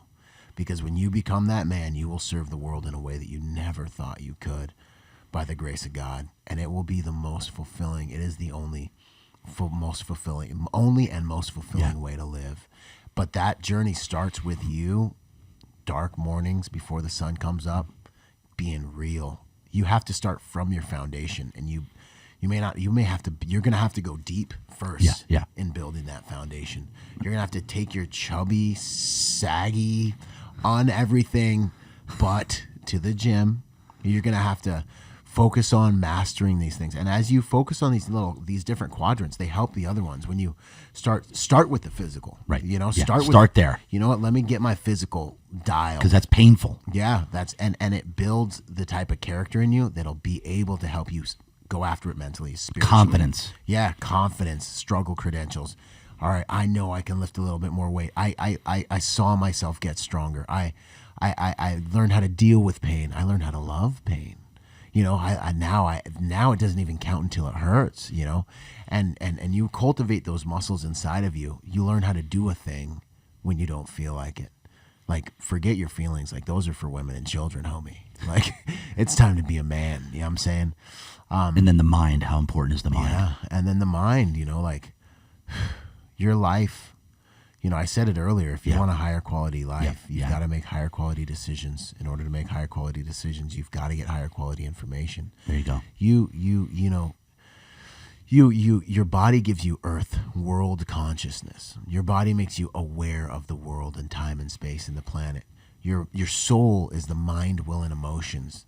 This gives you self-consciousness, right? And so as you build this mind, will, and emotions, you focus on emotional intelligence. You focus on your will, like through things like the working out and doing things when you don't want to. You're making yourself more valuable for the kingdom and for the people connected to you. And as you focus on your spirit, this is the spirit of God. This is the spirit of truth that you are one with. The battle is fought in the soulish realm, where you have to convert.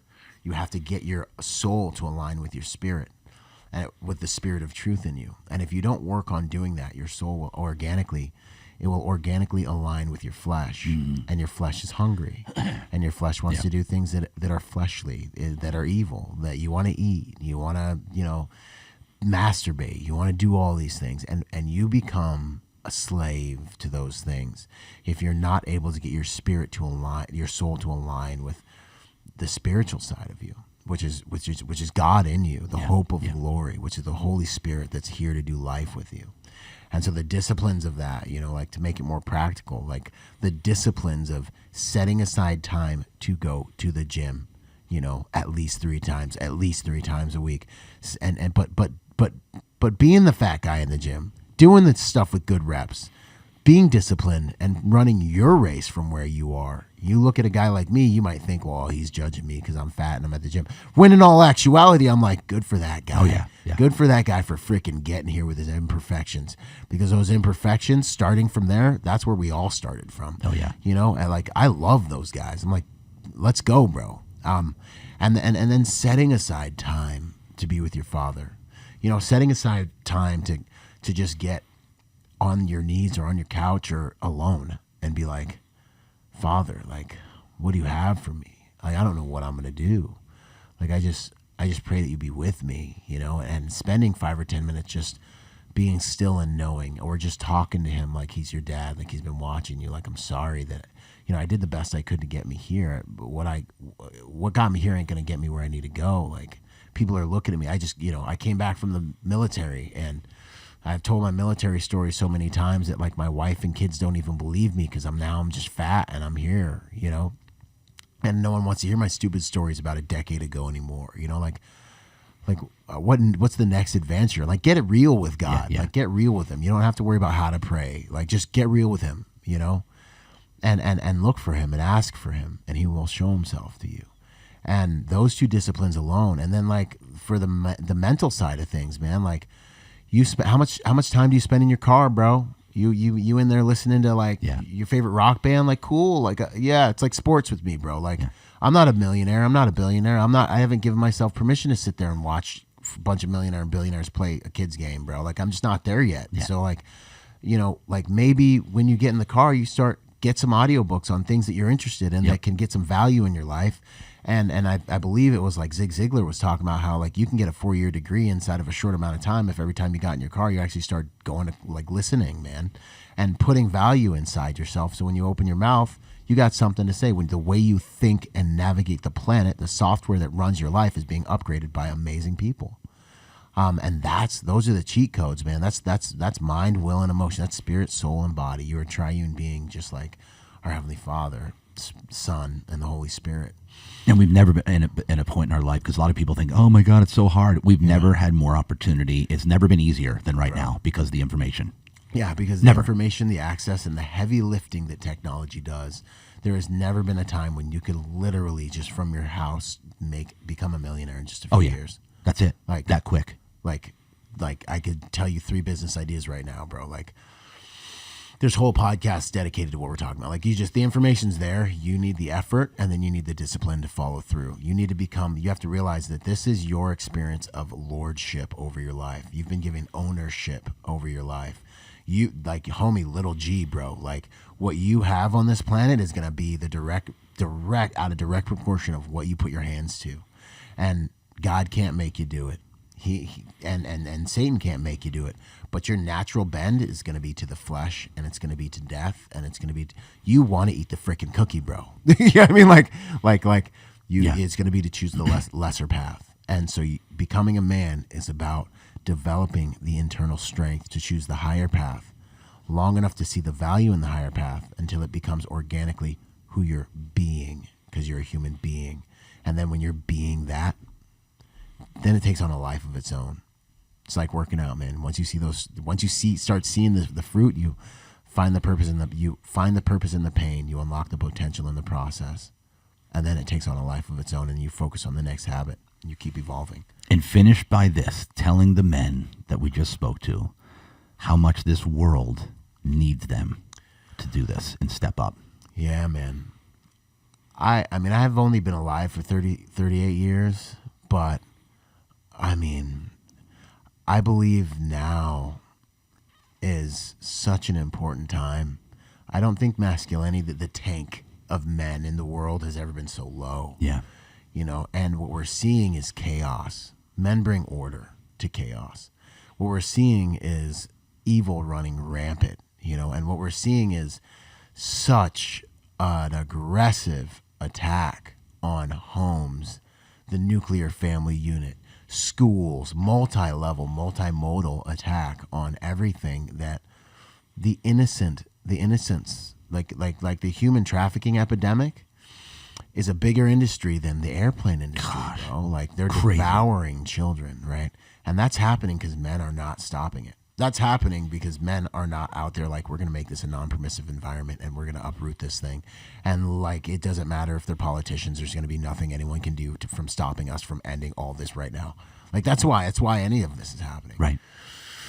And so without going like macro on it, you know, on a micro level, the level of prosperity and anything good we experience is going to be in direct alignment to the amount of high quality men we have. It's that simple. It's that simple, man. Your wife and your kid that you do or don't have, that you have and maybe haven't met, maybe haven't been able to acquire, or maybe have sitting over there. You are the sun in their solar system. You are their only hope. It's you, bro. It's you and God, dude. It's you. Oh, man. Byron Rodgers, tell everybody how to find you and where to find you. Where you at? I know I'm going to put it on the listing anyway, but Byron, Instagram, YouTube. Yeah, I'm all over the place. You can Google me, Byron, BYRON _RODGERS, but Byron Rodgers. You'll find me on YouTube, Instagram, Facebook. I'm even on TikTok, X, you know, all of them. Grindr. Not Grindr. What is that? The triangle one. Yeah. I'm not on Grindr. You'll never find me on Grindr. My wife's gonna be like, I'm checking Grindr. If she made it this far. Yeah. What's the new? Anyways, the other YouTube that's like free.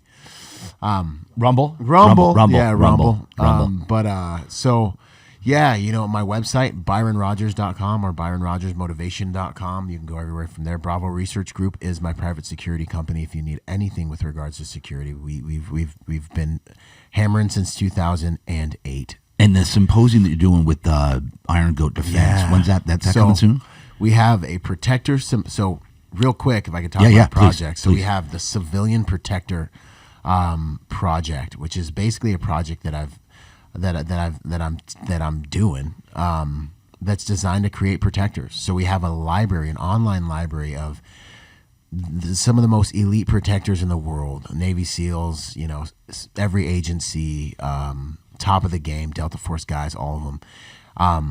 It's a library of content. It's over 50 hours of content on every topic you can imagine that you can go on ahead and you can just start devouring. And it'll teach you things like unboxing your first weapon, weapon selection, how to create an emergency management plan for your house and your home, behavioral profiling, situational awareness, everything you can imagine is there. Yeah. And so you can learn these soft skills that are really the key to living a safe pattern of life. They really are. And then you can train with us in person through a number of training opportunities that we have there on that website. That website is protectornation.com. And we have once a year, we have a Protector Symposium where we have all these awesome instructors come in. We train for a weekend, and it's life-changing. Wow. The amount of moms, dads, Navy SEAL guys, CIA guys that have all been like, dude, this changed my life. Like, or moms being like, this 110-pound single moms like, this changed my life. Some Protector Symposium's amazing. You'll find a lot about it online. But coming up, Iron Goat. Big shout out to Sam Jones for making this all happen. Come on. We're going to be joining forces with them to do the executive EPL Live. So Executive Protection Lifestyle is one of my podcasts. We're bringing that brand into reality out of the podcast space alone. And we're going to be doing the most effective networking and training event for the executive protection industry. So the Protector Nation is everyone facing, civilians, everybody. Executive Protection Lifestyle brand is a brand for executive protection professionals, people that want to get into being a professional protector. I've trained hundreds of people, regardless of background, civilians, law enforcement, military, to make six figures in the executive protection industry. That's what I do through my school, the League of Executive Protection Specialists, and through Executive Protection Lifestyle. So that's going to be an event. EPL Live will be the number one event for the executive protection industry. I'm the number one guy in the game right now when it comes to brand recognition, and I'm saying it, and it's going to be amazing. Come on. It's going to be awesome. We're joining forces with Iron Goat on this. So, dude, I'm just so blessed to have amazing people in my corner. God brings the right people. He brings you running mates, and he brings you everything you need if you step out on the vision he places in your heart. That's it. What that is. If you're going after it, you gets to stepping. Yeah, bruh. Ladies and gentlemen, dude, it's been an absolute freaking honor. Thank you. To have you on today, man. I was riled up about this interview ahead of time. Yeah. But to be frank, dude, I had no idea, man. Really? This was, I didn't know we were going to get on the kingdom topic. I had no idea, and I love that I have no format because I just wanted to let it flow organically, bro. The value that people are going to get out of this one is like, this is a world shaker right here, this interview right here, man. I love it. Ladies and gentlemen, Byron Rodgers, man of peace. Yes. Man of God. Real deal talk. That's a wrap. Let's go. Here, give him a boom. There it is. Go. Let's go. I love it.